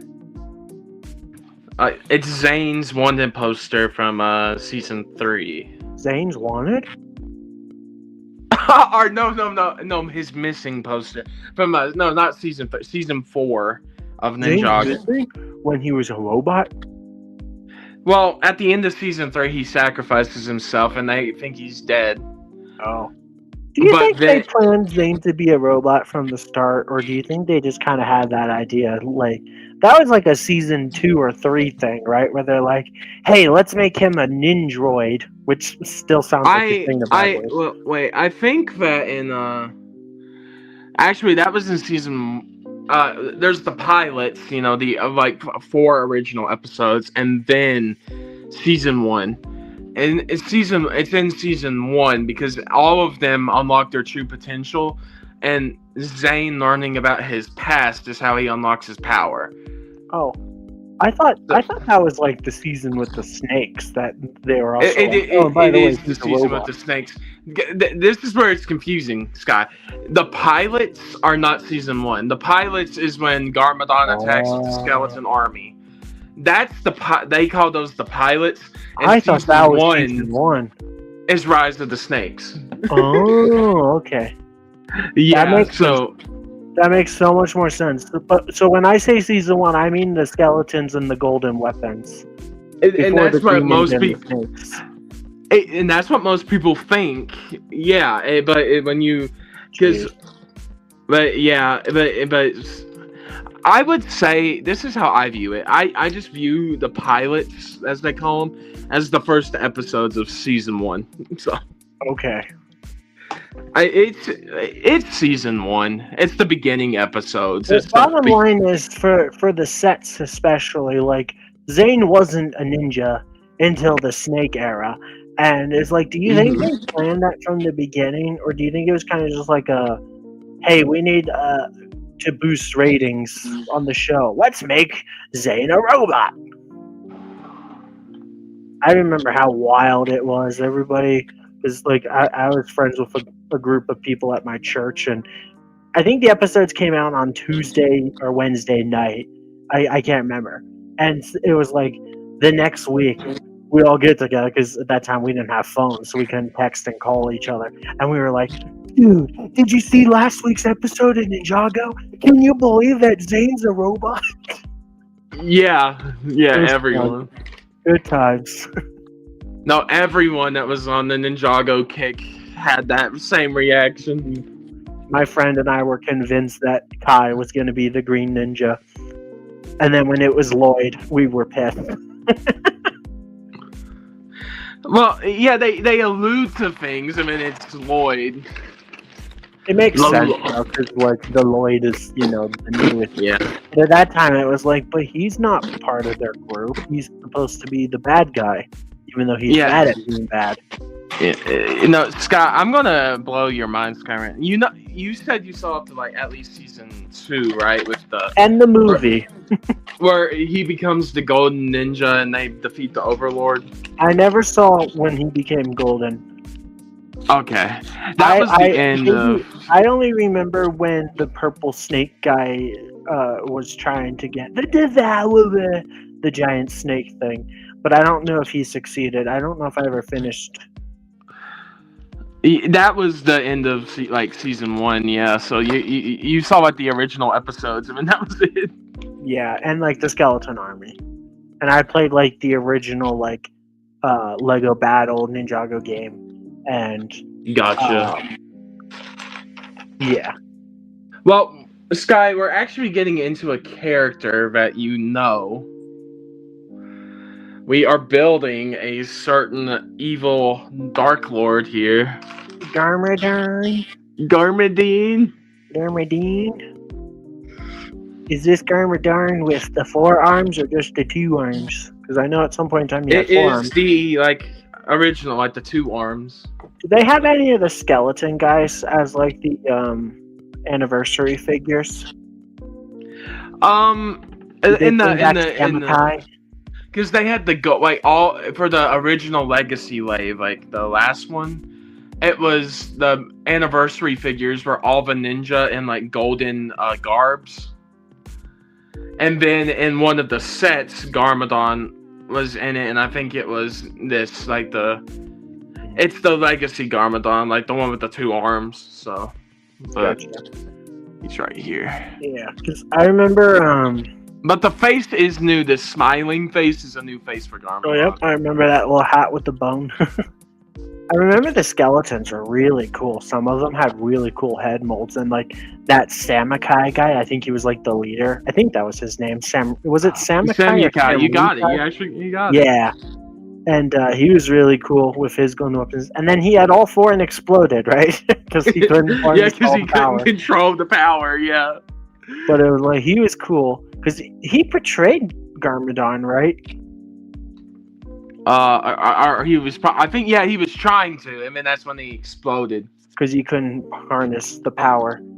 Could Garmadon though? Because Garmadon had. Am I saying his name right? Garmadon. Yeah, Garmadon. Yeah. So, but yeah, and like I can't remember all their names, but there was like the Whitflash guy. I think that was his name. I remember there was like one with like a jester hat. Crazy. His name was Crazy, right? Yeah. But I used to have some of the spinners. I had the purple Garmadon spinner and the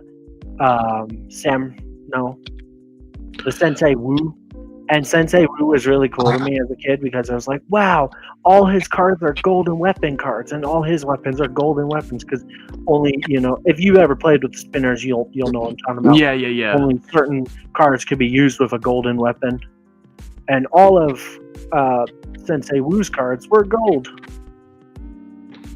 So I never had anybody to play spinners with me, though. That was the sad part. Yeah, but it's like originally in season 2, when like Lloyd does get older because of an event that happens, and so then he has to fight against his father, the prophecy of the Dark Lord versus the Green Ninja. And then he becomes the Golden Ninja, and they beat the Overlord, and then that's when But that originally, with them beating the Overlord, the Master of like Darkness or whatever, that was going to be the end of Ninjago back then in season 2. But the money came in. But then they rebooted it with season 3, and then 4, 5, and then the movie came out. And is this all one plot from start to finish, or is there like reboots in between? No, it's one story from start to finish, but I guess you could. Season 3. It's called season 3 because it's called rebooted because of it was the robot storyline of Zane and Pixel and all of them. Mm-hmm. But also that was a tiny reboot because after season 2 they thought they were done, but they rebooted it with season 3. So and then a little it's not a continuation. It's a brand new take on the already existing story, or it's a continuation entirely. It continues the story. All of them continue the story.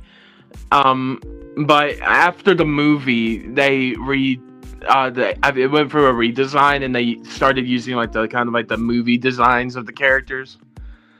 After the movie canon with the show? No. Okay, I thought not, because I watched the movie and I was like, that doesn't line up with the shows. And the movie was just kind of a fun movie. Yeah. I know some people hated on it, and there was someone that I was talking to. They're not a Ninjago person, but I was talking to them in the line, and they said after the movie I just couldn't get into it. I was like, because they didn't like it. I was like, I liked it. I thought it was pretty good. I liked the movie. I liked the show more from but it's pilot and season 1, but no, for sure, it's like I still thought it was a fun movie, and I enjoyed it. Because I also liked the Lego Batman movie, and the Lego movie, and the Lego movie 2 was the weakest, but it was still okay. Yeah, exchange your best, but the Batman movie is probably my favorite Lego movie with that Lego I love animation and all that. I mean, if you know anything about me, a huge Batman fan, so I love the Batman movie. And I'm very excited for the new sets coming out in March. Bro, March is flipping, now it's loaded. They got Sauron, the 4 Batman sets, and Lloyd's, and then only one Ninjago set, but it's the Lloyd's Titan mech. But it's like, that's already 5 sets. Oh my god. Bruh. Is Ninjago what started mechs? Is that why I should hate Ninjago? They started mechs, right? Or did Marvel start the mechs? No. Ninjago didn't start. Are you talking about like the Marvel type of mechs? Like I'm those? talking about like the clone shock trooper kind of mech that we now have in Star Wars. Who started that? No, Is and that then, Marvel or Ninjago? No, Ninjago had like really big, cool looking mechs. Those types of mechs kind of started with Marvel. Okay, so it's Marvel that I had to hate.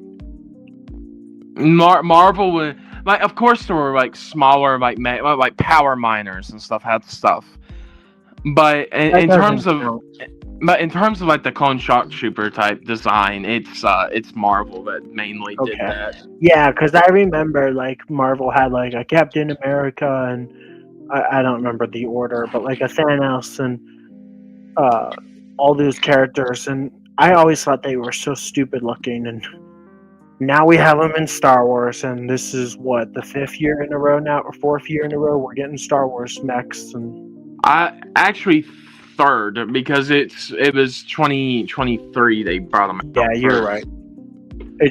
Thankfully it went from 3 to just 1 a year, but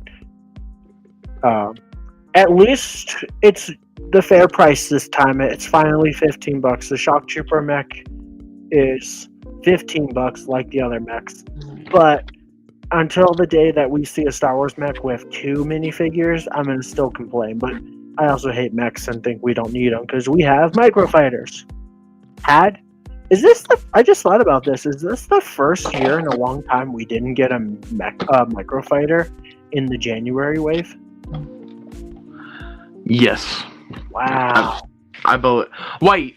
Well, no, we didn't get one last year. Not one last year either, because it was I think they'll do one if they don't have any. That's going to be scary for the future. That's going to be scary for the future of microfighter, because usually they throw the microfighter now into like the June, like that's kind of midsummer wave, before August. Man, I miss the day where we've got like 2 or 3 a year. I remember when we used to get 6 in a year. No. If I'm going to say this, wait. Oh, there it is. I was wondering where that went. But if they literally don't have any, if they don't have any microfighters next year, that's gonna be crazy. This year, 2026. This year, sorry, you know what I mean. That would suck. Well, are there any rumors of any kind for a microfighter? No. I don't think there. I know the May wave is probably. From what I've heard, May is probably going to be the N1 and the Mandalorian and Grogu sets. Is May. Oh man, so we don't really know. We don't know June to August, so they could be in there. I've always loved microfighters, so I'm like, I really hope that they're not finally done with them. I think microfighters came out in 2012 or something like that, so they've been around for a long time. Yeah, maybe 2014 actually. I can't remember. Do you know when the first set of 6 microfighters came out? It was like a Star Destroyer, an X-Wing. Yeah, no, that would absolutely suck, because the microfighters have been actually pretty decent recently. Yeah. So. Oh yeah, like the microfighter last year with the Plo Koon was really good. Arguably one of like the top 5 best microfighters ever. Probably. Yeah, no, the Plo Koon one's absolutely great. Yeah, it's good. Although the price wasn't great at $15, but I guess microfighters are $15 now. So there's another reason why they shouldn't can them yet, because they're charging us more and people still buy them. I mean, I guess you could argue maybe they're running out of ideas, but I feel like there's still lots of options. Mostly sequel sets, which might not do so well. Or they would, because then they don't have to put a lot of time and effort into brand new sequel sets. and you can still fill that gap because there are people that actually want sequel sets, and I guess I'm one of them, even though I don't really care for those movies, like the BB-8, for an example. I do think still what like they're it. doing. I think what they're doing right now is smart though. Doing the two basically popular characters from the sequels, BB-8 and Kylo. Yeah. Lean Kylo people Ren back. got 2 sets last year, and now... Are we getting any other sequel sets that are rumored this year, or is it just the BB-8 that came out already? I think it's just BB-8 right now. Okay. Because I know the Smart Bricks is all original trilogy. Mm-hmm. And it'll probably die at that because those sets probably aren't going to do good. Although the fact that they're coming with regular minifigures too does give me some hope that they won't be completely dog crap. And that's why I was talking about earlier how I might actually consider buying them after all, even though I said I wasn't going to, because the other minifigures might make the set good. And who knows, maybe the Smart Brick will actually be a ton of fun. Yeah. Probably not. And it's going to be crazy expensive. That's the other thing. Like, even if these sets end up being kind of good and kind of fun and the audio sounds good and or like it lights up or whatever, and the other minifigures are good, the prices are still going to suck. And we already saw what that X-Wing looks like, potentially. It might not actually look like that, but if it looks like what we saw, no. It's $90 rough. for that piece of crap? Like, the Landspeeder might be good. I think we're getting like a Mos Eisley Cantina and a Darth Vader's TIE Advance. There's 6, right? Rumored? 6 for what, May? For the Smart Bricks. 6 or... I believe it's 6 or 7? Do you know what all 6 or 7 sets are? Besides the X-Wing and the TIE Advance? Dagobah? Dagobah? Yoda's Hut. Okay. That's an odd choice. And then the throne room duel. Okay. So a couple episode 4 and 6 sets, huh? Yeah, and then the Millennium Falcon. How's that gonna work? Unless it's just like the interior of somewhere. Yeah. It's Dagobah, the throne room duel, the Falcon, the land speed, and the land speeder doesn't have a smart brick, but it does have things that work with smart play. And then Mos Eisley, I think, is the same system. It doesn't have a brick, but works with the play. And then land speeder and Mos Eisley, and then there's one. I know there's one I'm forgetting here. Well, then the TIE Fighter Advance and the X-Wing for sure. X-Wing and the TIE Advanced. Yeah, thank you. Yeah. That's all of them. Those were the 2 that first got rumored, and everybody was like, The only WTF. one I have faith for is the TIE Advance, because they usually don't do a bad job of ties. But I say Really? I say this now. Remember the DWP last year? I'm not okay. Not that. I as soon as I said that, I'm like, I know there's a bad TIE fighter. But I mean, like, in terms of actual retail price sets, the ties have always been pretty good. Besides like junior sets, Kyron, don't say that either. Yeah. I know. Well, But- junior set, that's not fair to compare. I don't crap on junior sets for being bad. Yeah. We all know they're bad. Besides maybe yeah. that Snowspeeder. That Snowspeeder, still to this day, I think is pretty good. Well, I'm gonna say this. You're gonna laugh at me when I say this. Ninjago has better 4+ junior sets than LEGO. Oh, I'm Star sure Wars. they do. I'm sure they do. But I have two, that. and honestly, I'm not a child. I'm not, but I had to get 2 of them right now because 2 of them have exclusive figures that you can only get in the junior set. So I was like, That's the only way to frickin' sell those junior sets to us adult collectors, because even though we don't care about like young Jedi adventures, like that's pretty much the biggest appeal to buying like the Crimson Firehawk is the exclusive figures, because Lego's probably never going to put Nubs in another thing ever again. Nubs will be back. No, I'm joking. So, could you imagine?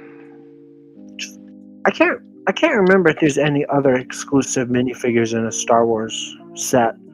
That's a junior set. Yeah, There might be another one that I can't think of. it's making me laugh if they put Nubs into like actual canon somewhere.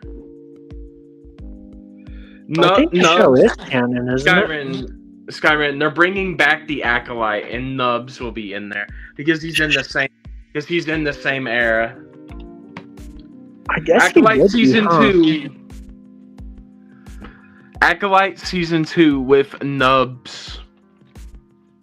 Dang. Is the Acolyte actually the same time frame as Young Jedi Adventures? Yes. Yep. Okay. So That's why I said it. They're both like High Republic era, huh? Acolyte season 2 with Nubs. We ain't getting season 2 because the show got canceled. Which is No, I actually know. disappointing because I think season 2 would have been good with like Darth Plagueis, and we might have even gotten to see like Darth Tenebris. Although I don't know if he's canon, but he was Plagueis' master. Plagueis killed him, and then Palpatine killed Plagueis. Which the craziest thing about the lore of Star Wars is that Plagueis was alive during the Phantom Menace. Like Yeah. Palpatine kills him when they come back with Padme. I think Like that the night. closest we're ever gonna see is like Tales of the Jedi or the Tales series. Like, do you remember the Tales of the Jedi when they finally showed what happened to Yaddle and how she died Yeah. in between episode 1 and 2? And she died by Count Dooku. So Yeah. Lord Tyrannus. And so I'm like, that's probably going to be what we're going to see someday. We're probably going to get to finally see what happens to like Darth Plagueis in one of those animated Tales series.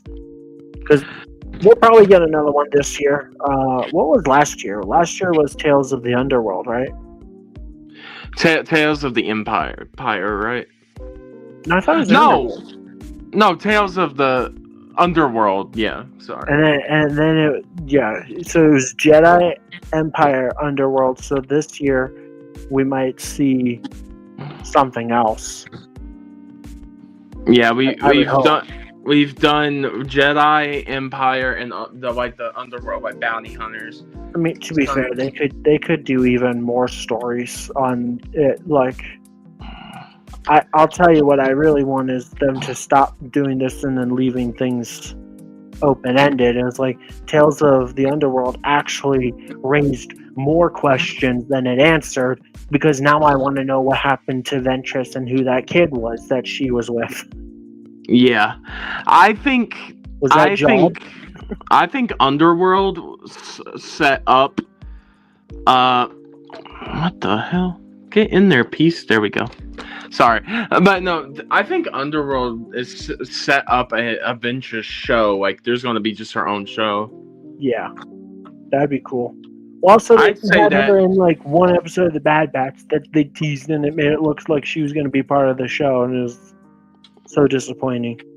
She was cool though. Mm-hmm. I still like that theory that the Jedi that she was with was Jod, and that's the reason why in Skeleton Crew he was kind of a jerk, because he worked with a pirate essentially. Yeah. No, I really am excited for next year's shows, though. This year, it's This 2026 year, now. I'm sorry. It's weird. Well, we're only 2 days in, but still. Yeah, That's why I made that this joke year's where it's like, shows, man, which I we believe- haven't. Huh? Which Maul will be probably out in the summer. So. Yes, I can't wait for Small Shadow Lord. Oh no, I know what they're gonna do, because Mandalorian and Grogu comes out in the flipping summer. They're gonna make Darth Maul the final show into the fall. I guarantee that. Probably. It'll be worth the wait, though. I guarantee you. I guess I can't guarantee anything, but because I didn't make it, but I think it'll be worth it. Oh, it's gonna be worth the wait. It's just I want to see it. I'm actually excited for that. Yeah. Real quick, I see it. You're almost done with this bag. Do you want to call it for the night, or do you want to do another bag? Because we passed 2 hours. Do you mind if we go just a little longer? How about one more bag? Does that work for you? Yeah, I think so. I'm just going to see where we are at the end, and then Okay. or by How the many end. bags does this set have? It has it has 44. Scott. Ooh. And how many But yeah, bags are you I'm on not right now? planning to do all of it today. Well, no. What bag are you on right now? This is 5. Yeah. I've been building pretty 30. quickly, Skyrim. Yeah. Still, you got 39 more bags to go. Well, I'm not going to do. I wasn't planning to do too much more. Yeah. It's just after seeing, I was like, oh, the first book, it's not that bad, not too many bags, but then it's, as you see, it's very detailed, so you have to put a lot of intricate details in here. So I know that we try to keep these streams at about 2 hours now, and we're already past that with 2 hours. No, I know. It's minutes. just I don't think it'd be the worst thing to go do more because it's a bigger set. But yeah. I think as long as we keep it under 3 hours or maybe 3 hours max. So you get 45 more minutes. Nah, it's your stream. You can do what you want. Yeah, I mean, even if you had to go, it's like I would want to try and get as many as I can done. Yeah. Just because I don't want to be left with too much more in other streams. That's my only. That's the hard part about this. Is like, yeah, if you do 3 hours tonight, 3 hours tomorrow, that might put you at the halfway point. So that's what I would say, is just try to aim for 3 hours each stream. Yeah. Tomorrow can be a 3-hour stream as well.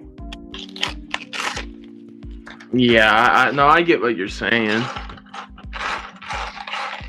Just not a lot of engagement tonight either, which kind of sucks, but I guess we don't normally stream on Friday. Yeah. Plus it's weird because we haven't done a stream since last year. I hate that joke, but yet I make it all the time where it's like, oh, we haven't done this since last year. I mean, we really haven't. I mean, it's been since the 20th of December. Yeah. I haven't built a Lego set since last year because the last set I built was the gingerbread falcon. AT-AT. Yeah, I haven't. Well, hold on. Wait. I've been rebuilding my Death Star, but That don't count. yeah, that's not a new set. Oh, dang. We jumped up from 150 to 155 subs just tonight. So thank you, everybody, for subbing. If you're not subbed, please do so. It's weird. I'm not seeing comments coming in, but apparently we gained some more subs, so... Yeah. We have 8 like, likes. No, it's just like that. I'm over here trying to empty all this stuff out, and then like 3 pieces get stuck in the bottom of a bag. Mm. But yeah, because we're doing this tonight, and tomorrow. I literally. And the next day. No. And the next day. And the next day. And the next day, Mr. Squidward. Plankton. Nah. Holographic meatloaf, my favorite. Ninjago is Skyrim's favorite theme. Don't let him tell you different. No, I'm joking. Oh man, if I got into Ninjago, I would probably be a lot happier. I know that because better figures. Well, maybe not better, but more figures, cheaper sets. Although there's probably still a lot of stickers in Ninjago too. In fact, there might be more stickers in Ninjago than there is Star Wars. Am I wrong for saying that? I'm not too sure about that because sometimes Ninjago does do a lot of printed pieces too. So I'm not too sure. I know there's some in some sets, but then there's some where it's like if they can't get a detail with a print or they can't make a print with it, it's maybe like 1 or 2 stickers. It's nothing bad for some time. So I honestly think that if I ever get out of Star Wars but want to keep collecting Lego, I would jump ship to either Minecraft or Creator. I used to be a Lego Minecraft fan, and I've really liked a lot of, even though I haven't been buying them, a lot of Creator sets have been just so good lately for the last few years. I really like animals and stuff, and I'm like, they got some really cool animal builds. Maybe not the butthole tiger. That's weird to me. I still don't know why they get No. Don't you diss the butthole tiger. It's an amazing. I mean, it's awesome, but hey, it's awesome. Like I wanted to make sure it was very accurate. Skyrim, come on now. I thought that's what you pin Lego on is accuracy. Well, they gave you accuracy, and you complain. No, I'm joking. It's an odd choice. Maybe a good choice, but an odd choice. But like, Creator is just so good at what they do, and Creator also is just like Ninjago. It's Lego's own brand, so cheaper sets because they're not paying a license fee.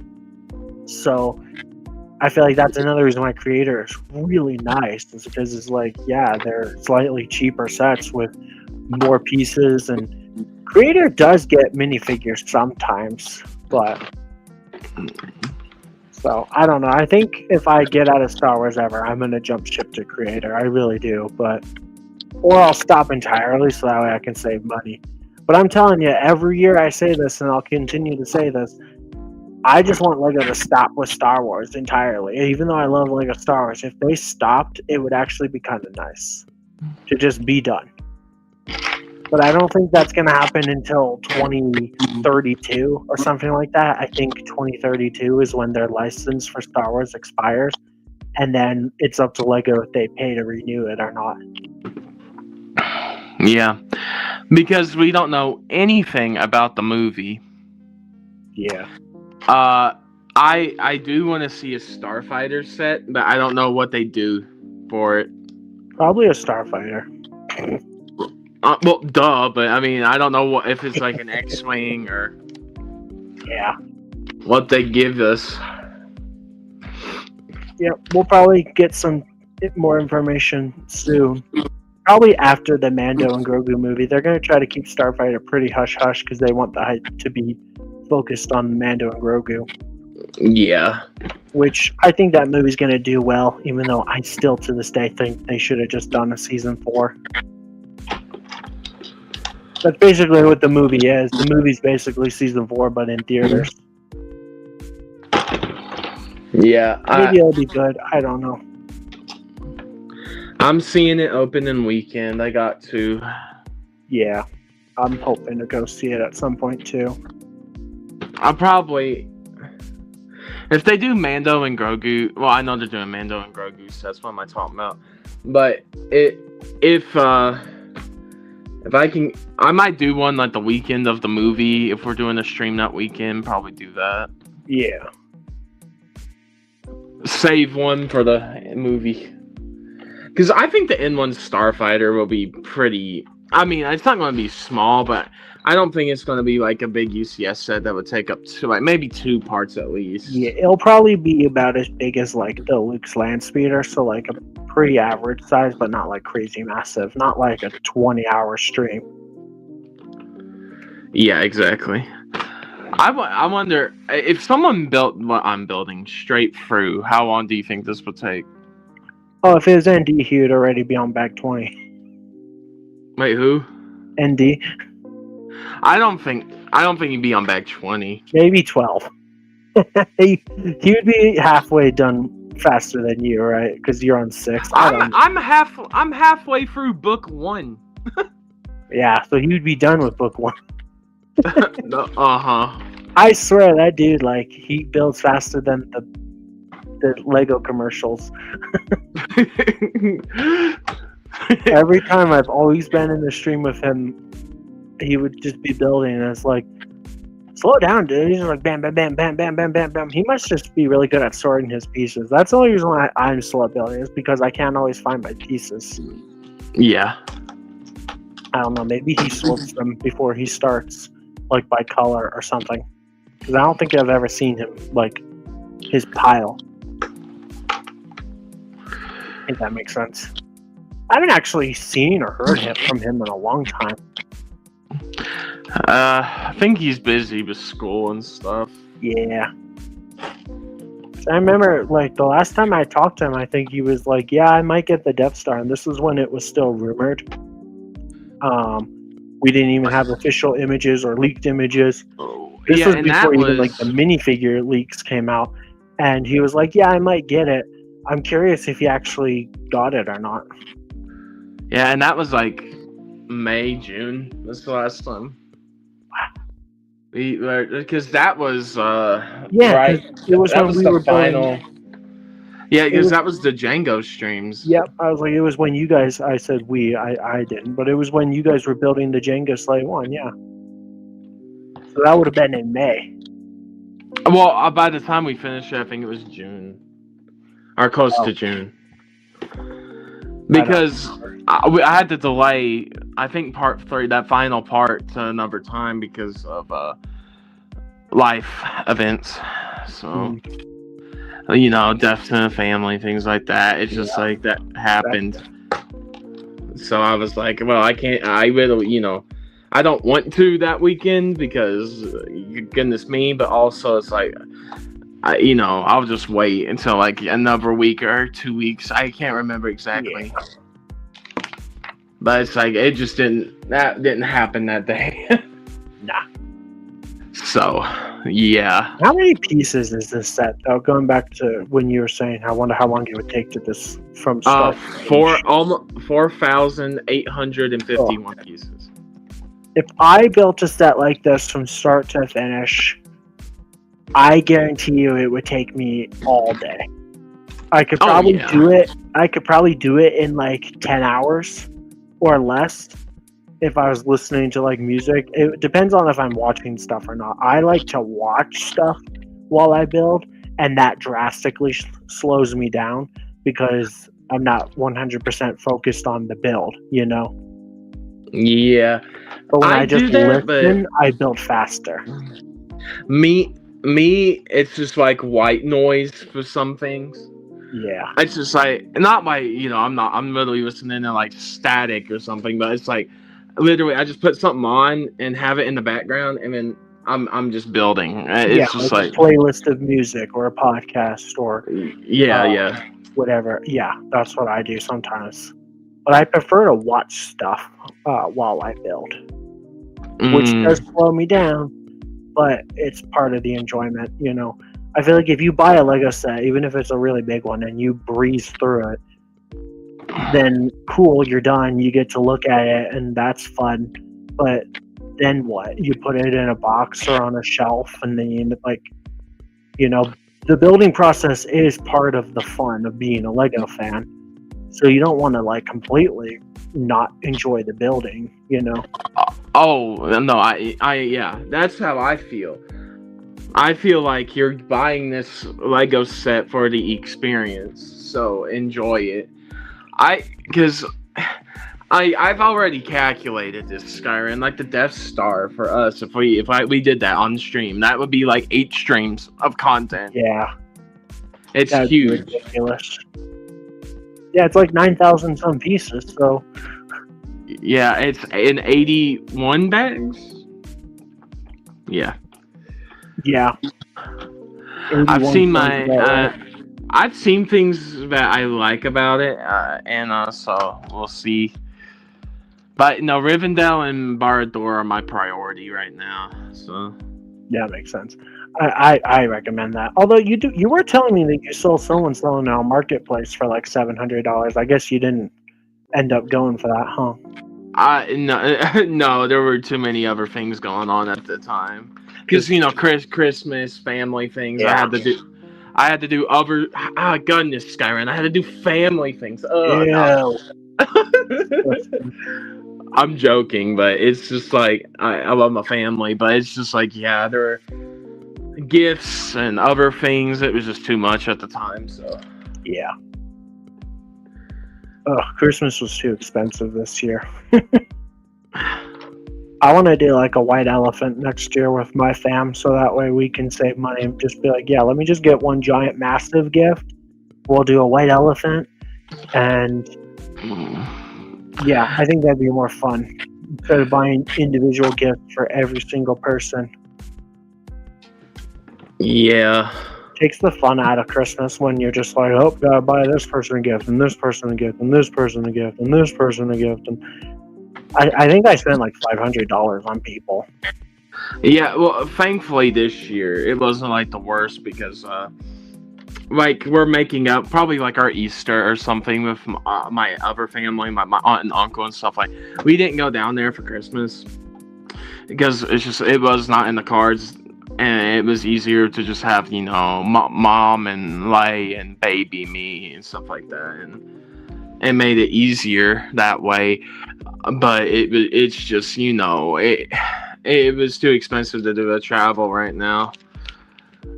A lot of other circumstances. And there's just been so much this year. And I don't go into my personal stuff. I just feel like that's too much for people. But it just, things happened and made things a little more difficult. But it's, that's why I love doing these streams. I get away from some things and get to have fun with you all. Connect and enjoy your passion with Lego and talking about Star Wars. And I absolutely get you. Lego is what keeps me sane. Although it also keeps me insane because I'm like, why am I buying these expensive sets? It's a vicious cycle, right? Yeah, it's just like with me, I see the value in Lego. I do see it. Yeah. Oh, and of course, it's like, but I also am like, yeah, I know when something's too expensive. I'm like, no. BB-8. Yeah. What? BB-8. Yeah, good set, just a little expensive. A little, yeah. $40 too expensive. Yeah. Because it's literally in the $50 box size, right? Yeah. So. I also question why the Venator is $80 and the AT-AT is $65. The AT-AT should be $50. The Venator should be maybe like $70. BB-8 should be easily $50. I think the Battle Pack is fair at $23. Obviously, $20 would have been better, but the Grogu's Homestead pretty good. The Mando Speeder at $10 is nice. Yeah, sure, it's only 50 some pieces, but like it's okay. I think it's good for $10. It's a nice, cheap little set. The Cobb Vanth Speeder is the other one that I think is just like ridiculous. It's like, why is that $35? It should be like 20 or 25 at most. Yeah, no, I personally agree with you a lot. It's the cheapest sets are pretty good, and then the midi scale are good. They're all just overpriced, really. Yeah, I saw them at the Lego store. They look nice. They look cool. I just see like the gingerbread AT-AT sitting in my house, and I'm like, how is the MIDI $65 when the gingerbread is so much bigger at $60? It makes no. Yeah, I mean it's only a $5 difference, but because it's like 100 less pieces, it's bigger. The gingerbread has a minifigure too. I don't know, but I think it's still really cool. Oh no! Listen. I personally agree. I think it's cool, it's pretty awesome. But it should have been It's- 50 like the Invisible Hand or the Acclimator. Because it's one of the smaller ones. But I asked that question about Kylo Ren's shuttle last year too. Why wasn't that one $50? That one was $70. Yeah, I don't know who in their right minds is like, we need to make a $70 MIDI Kylo Ren shuttle and The then decide on Acclimator that had- size. The Acclimator had more pieces and printed pieces and was 50 in the same year that the Kylo Ren shuttle came out. Well, I guess the Acclimator came out first because the shuttle came out like in May, I think. And the shuttle was more expensive with less pieces. It didn't make any sense. And now they're doing it again this year with the AT-AT, where it's like, why is this more expensive than the bigger gingerbread AT-AT? I wonder if anyone's taken the gingerbread AT-AT yet and made it all gray to make a regular AT-AT with that like gingerbread playset style. I haven't seen it, but I guarantee you someone has already. Because then you could make a pretty stubby but like cool looking playset AT-AT. Although I think it's rumored that we're getting a playset AT-AT this year. Like it would probably be like $160 one. Because of the Mando. The man. Whenever Lego has the chance to make an AT-AT, an X-Wing, or a TIE, I know they're doing it. So I guarantee we're getting the Mando and Grogu. I always encourage it when it's an AT-AT because AT-ATs are my favorite Star Wars vehicle. Like so, to me, it's an absolute long live the Empire. Long live the Empire. That's right. Greatest faction ever.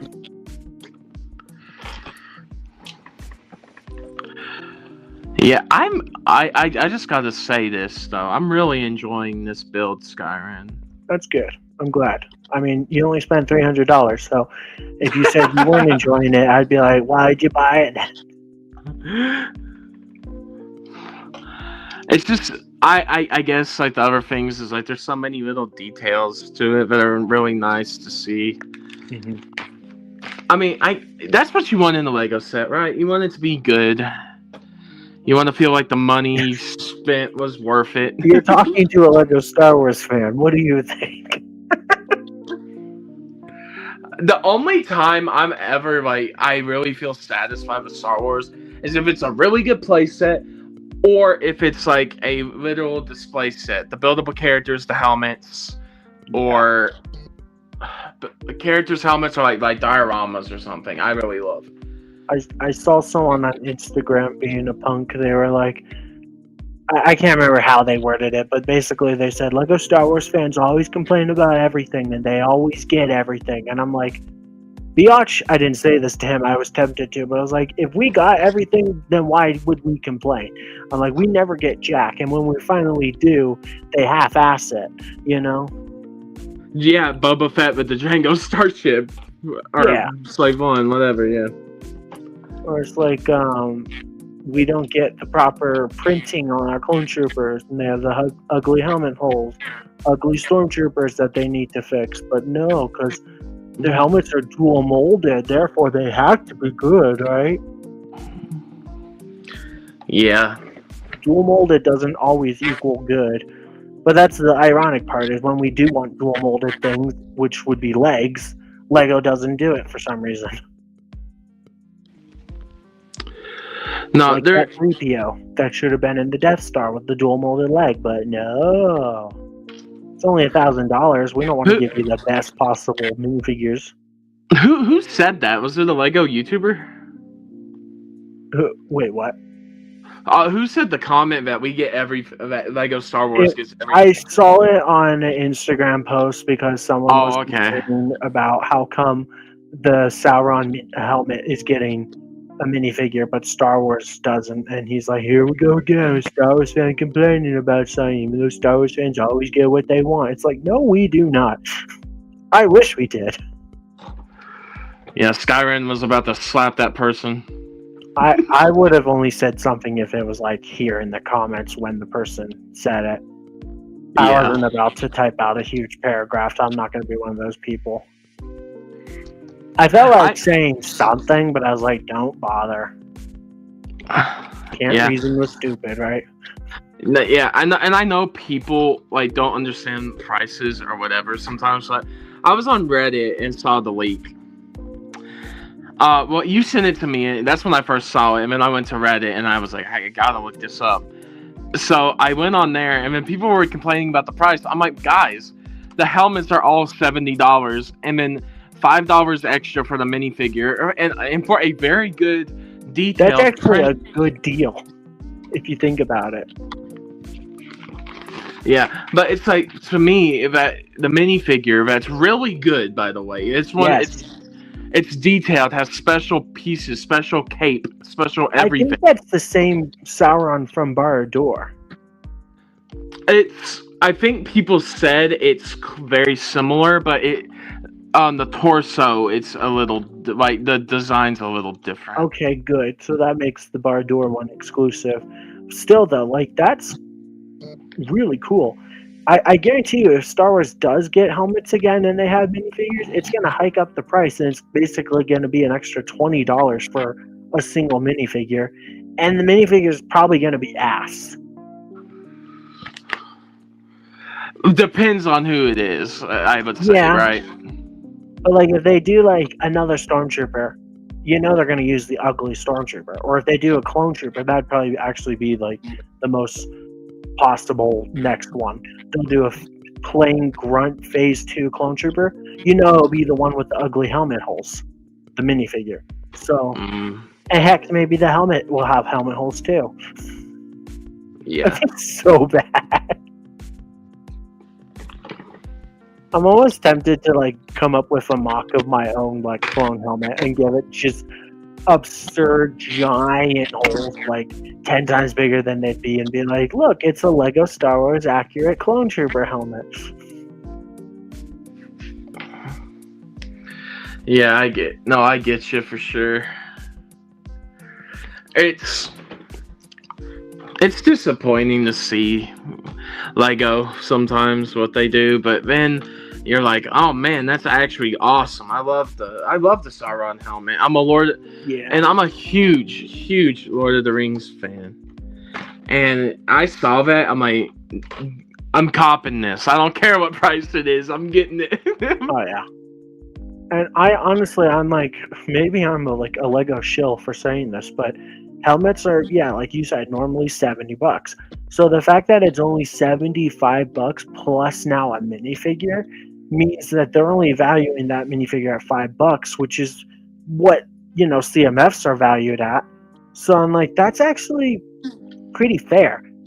I'm actually surprised that Lego's not asking for like $90 because of the Sauron minifigure. Yeah. So, no, I really think that, but I mean, if it was like a normal character, like I know they wouldn't do this because I don't know how you do that. But okay, let me change that. Like if it was, I don't know, like King Aragorn's helmet or something or whatever. Like if it was like just if it was just as an example, if it was just like a normal minifigure, like a normal Aragorn. Or you can do King, whatever, because I know that's what they're doing in Minas Tirith, I believe. But either way, it's like if it was a normal minifigure, yeah, I'd be like, okay, I guess I can see what people are saying. But Sauron specifically has very special made pieces just for him that would I'd be like his helmet and his shoulder pads, his cape. They're special for him only, and it's Lego might actually be doing this to help get rid of excess, because obviously they made him special for Barad-dûr, which is a pretty pricey set, so it's not guaranteed to sell as many, So this might actually be their way to get rid of some inventory. Do you think do you want to do one more and see if we could get to 3, or do you want to stop? I feel like if you do another one, it's going to be past 3, but you can do one more. Just try to go fast. I don't think it's going to be too long. I don't want to pass 3 hours, but I'm like, you got 17 minutes, so. Yeah, but if the reason why I wanted at least just this back here is because when we start tomorrow, I'll fully be through the first instruction book after. Okay, then. So yeah, do it. And then we can move on to instruction book 2 and other things. So Cool. I guess there's Yeah, three you don't more. get exclusive yeah. points per or 20 points per instruction book in this set, huh? Yeah. Well, it's I believe it's. I don't know how much we'll get done tomorrow, but because we're finishing the gate tomorrow, I really don't think it will take too long tomorrow to get past instruction book 1. Shouldn't at all, hopefully. I'm down for making these 3-hour streams. I know the goal is 2, but I'm like you said, bigger set like this, so Yeah, I wouldn't want to do anything over 3 hours. I feel like that's pushing it. No, I get it. Because the beauty of stretching it out is more times you can stream, more potential people to reach our channel and watch and subscribe. Yeah. And watch time will go up and stuff. So it's like you're getting more for your money, essentially. Because in a kind of sort of way, this is like an investment, right? You bought this so you could stream yourself building it. So, and so far it's paid off. We gained a couple subs tonight. Yep. I don't know how long they'll stick around, though. That's the problem. Yeah, but this. Oh wait, let me. There we go. Oh, there's more in the baggie. Come on out, little pieces. He's gonna eat you. All right, there we go. All right, so I need. Oh, look, it's a lightsaber blade in Ninjago. For Nia's weapons. You said you had the spinners, right? Only the first 2. Well, I guess pilot and season 1 spinners. Yeah. All right, this is the original. This is the original Nia design from her spinner, and this is the actual weapon she had in the Nia spinner Before she became the samurai, right? Well, yeah, and then it's when she's has her big side weapons there. Mm-hmm. But yeah, that's a callback to the beginning of Ninjago. She's Kai's sister, right? Yeah, Kai's. Yep. And Jay's girlfriend. Yes. Gotcha. Does Cole have a girlfriend? I don't think so. Does Kai have a girlfriend? Kai tries to get girlfriends, but it never goes well. I know that Zane had that. Yeah, he's with Robot Chick, yeah. Robot. Yeah. Actually, I have her because she was wanted to build the minifigures. Yeah, I saw her. Pixel is getting Zane's girlfriend. Wonder if there's some kind of lewd art of that character. Probably. I don't want to know. Yeah, they go through a lot in Ninjago. The characters do so. Mm-hmm. A lot of stuff happens. I'm such a dirty person though. When I see a person, I'm like, oh, I wonder if they exist on that one website. You know. Oh Lord. I know what you're talking about. We're not getting into that, Skyrim. No. Alright, let's talk about Judy Hopps. Oh God. New from Lego, Zootopia Lego sets. Oh God. Oh no, my Sky, no. I probably would buy Zootopia sets. I know you would. That's why. And if SpongeBob comes back, I might get that too. I might consider it. Don't put Judy Hopps in the jar, please.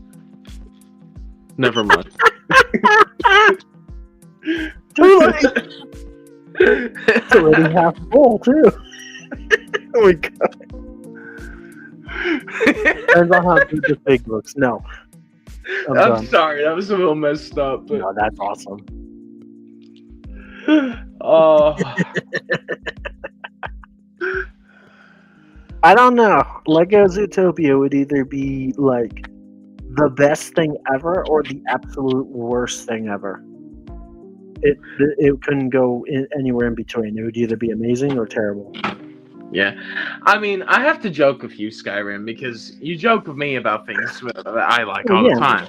So it's Oh, time for a yeah. little payback. So no, Hell yeah. no. But I really I think Zootopia sets would be cool though. I think it'd be interesting to see. Though I the thing I'm scared by is I know the furry convention would come out to the Lego store if they have those sets. So I don't know.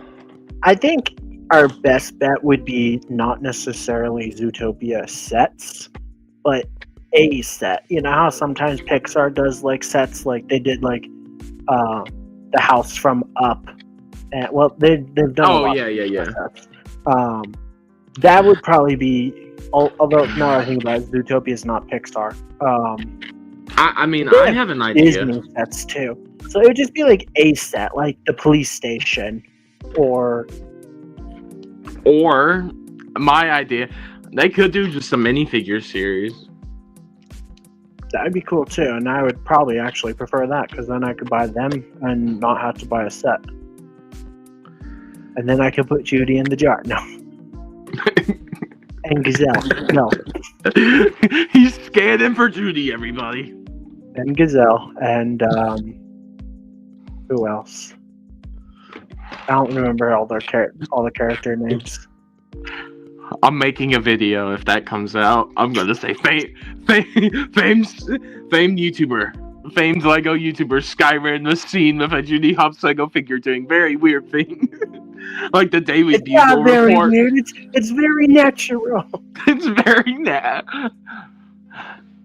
He says I don't it's have very. a problem. You do. Listen, I know it's a rabbit, but this is not natural.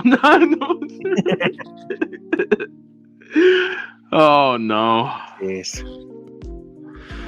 Hey, Bubba. It was a good movie. Zootopia. That would be a Daily Bugle headline, we know it. Mm-hmm. Maybe that should be a series on your channel here. The Daily Bagel, because you can't call it Bugle. Alrighty. What Lego news? I remember when M&R had a news like series. That was funny. What do you mean? M&R News. Do you remember M&R News? Oh yeah. That was a long time ago. Still don't know who killed that banana. And the board that was just like peeking the window. Oh, the carpenter shop roof came off. I need to put it back on. There we go. Wait, what? I didn't say nothing. Wait, what? Hmm? Wait, what did you say? What? What did he say? Chocolate! She's selling chocolate! Chocolate? I remember when... When it was first invented. Sweet, sweet chocolate. I've always hated it. Every time they do a DoorDash episode of SpongeBob, you know what I'm talking. Every time they do an episode where they're delivering food, someone is always mean to them. Mm-hmm. Where's my drink? What drink? My diet, Dr. Kale? How am I supposed to eat this without my drink? I'll show you a drink, buddy, and then Squidward slams the pizza in his face. Did he change his mind? In fact, he did. He ate the whole thing in one bite. No, the That's perfect amazing. thing. No, Squidward will defend SpongeBob when he needs it. Yeah. Squidward's the OG. Squidward is so relatable as an adult. You know, you watch SpongeBob as a kid and you think, why is Squidward so mean and grumpy all the time? And then you become an adult and you're like, oh, I get it now. He's working in a dead end job. He has annoying neighbors.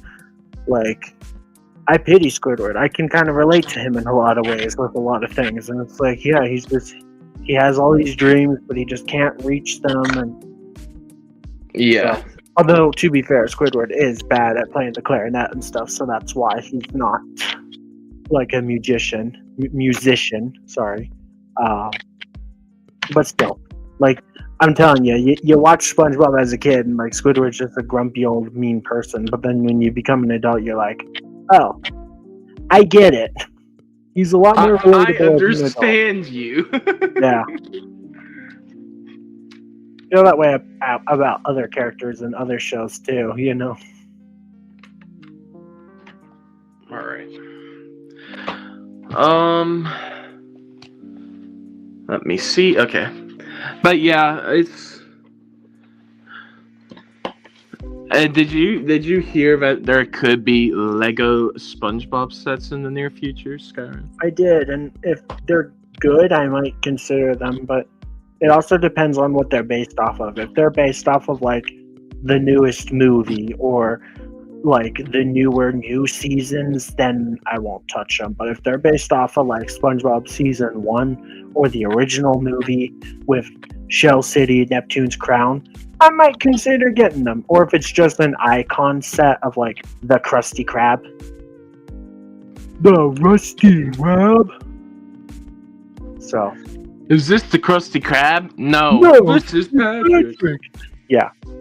Like, that would be a banger idea. Like, I know people put that in ideas all the time, like a Krusty Krab set. So it's like, if they made an icon set of the Krusty Krab, I would consider it. I would. Yeah. Now I think they do like dual molded, or like molded pieces, like The Simpsons for SpongeBob. Yeah. Yeah. Is the Simpsons Krusty Burger set an icon set? It's icons. Yeah. So yeah, Lego. Our best bet would probably be for SpongeBob, instead of getting the whole theme of Or set, wait, is it? It would be an icon set, or 2 or 3. Wait, I think it might. The Krusty Burger might be in ideas. Okay. Still though.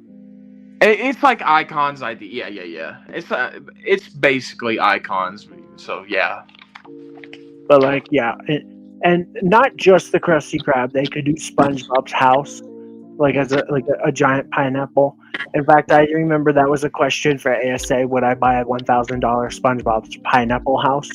It would have to be really massive and have a lot of minifigures to be $1,000. I just don't think SpongeBob's house. Well, I mean, the rooms and all the different things you could do. Yeah, I could see it, but I still don't think that would be $1,000. Maybe like $500. Yeah, it would be too big to be, unless they completely pull the Death Star, where it's like, it's not actually shaped like the Death Star, but here's all the individual rooms. Because, SpongeBob's house has a lot of rooms. Like, he has his main living room, which is also like the entrance to his house. He has a library. He has like a bathroom or 2, his bedroom, a workout room, his roof, where he's ugly and proud. So, I'm ugly and I'm proud.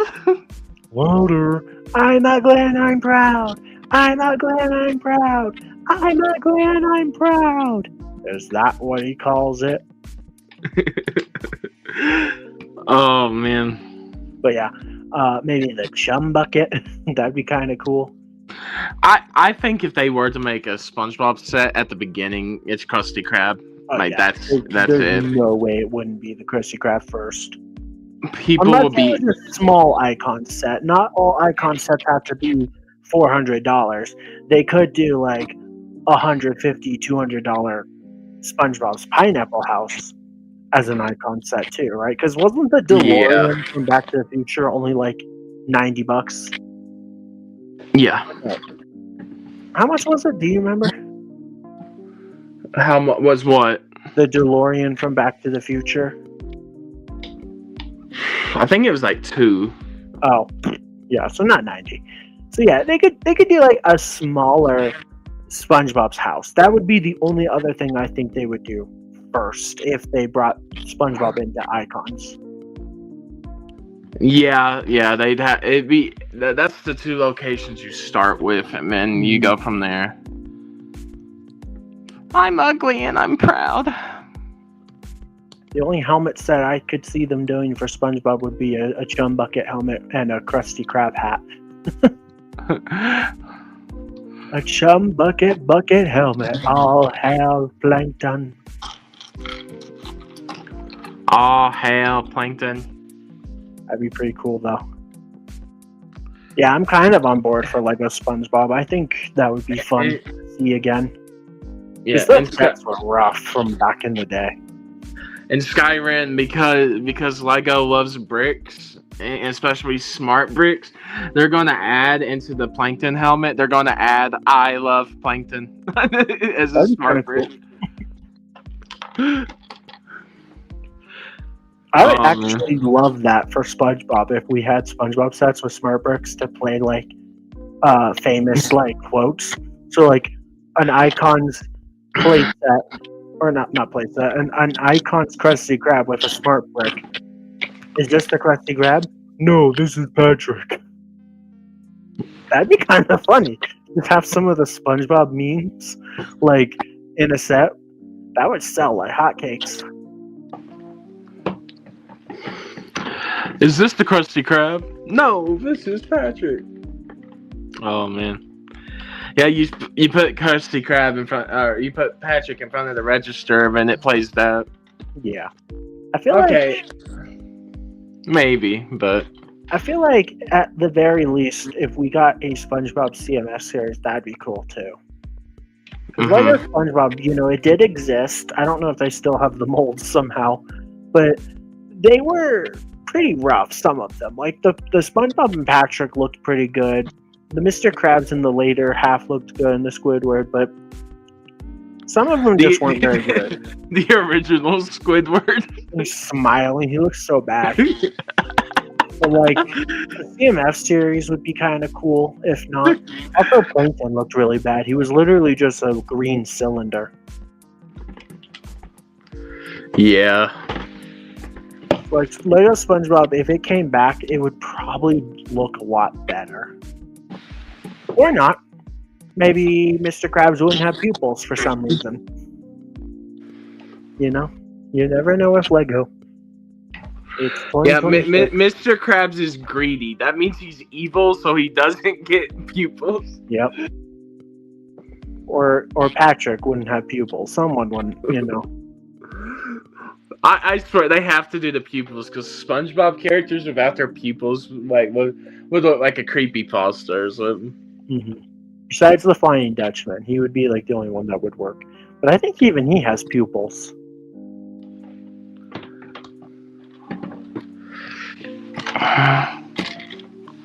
The Flying Dutchman.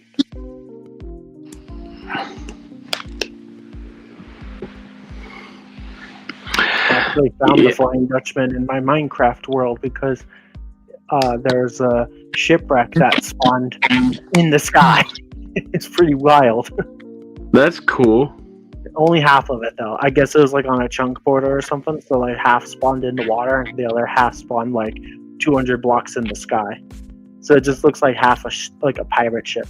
I'm almost tempted to like build the other half in the sky and just have a floating. I was on the nose and I was like, I feel like I'm on one of those end ships, but in the real world. Like the overworld. It's kind of cool. Minecraft is weird. It is. It do be weird sometimes. But it's fun. I like it. I've been playing a lot of Minecraft again lately, and it's been a ton of fun.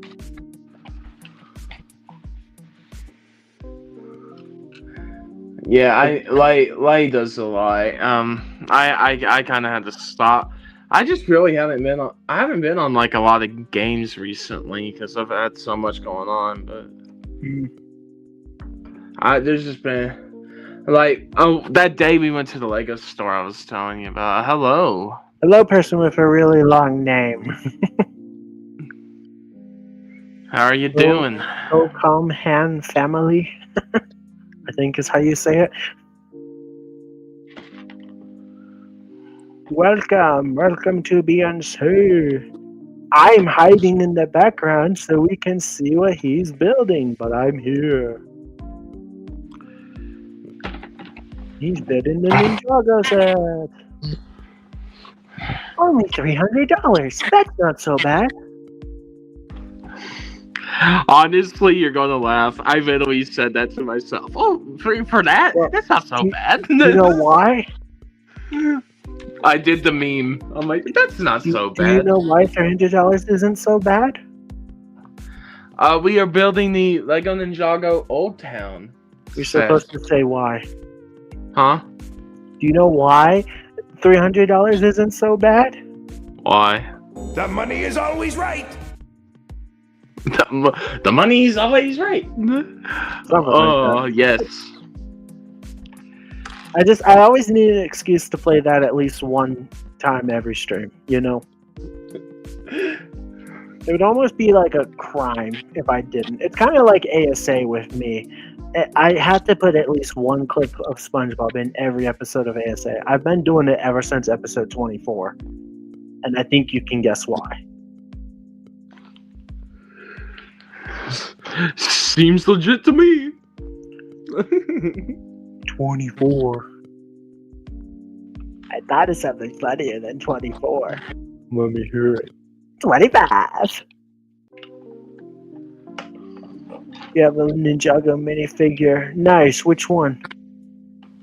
Just one? Like literally one Ninjago minifigure? I've got one Ninjago minifigure. I wonder, what one is it? What do you got? My mom.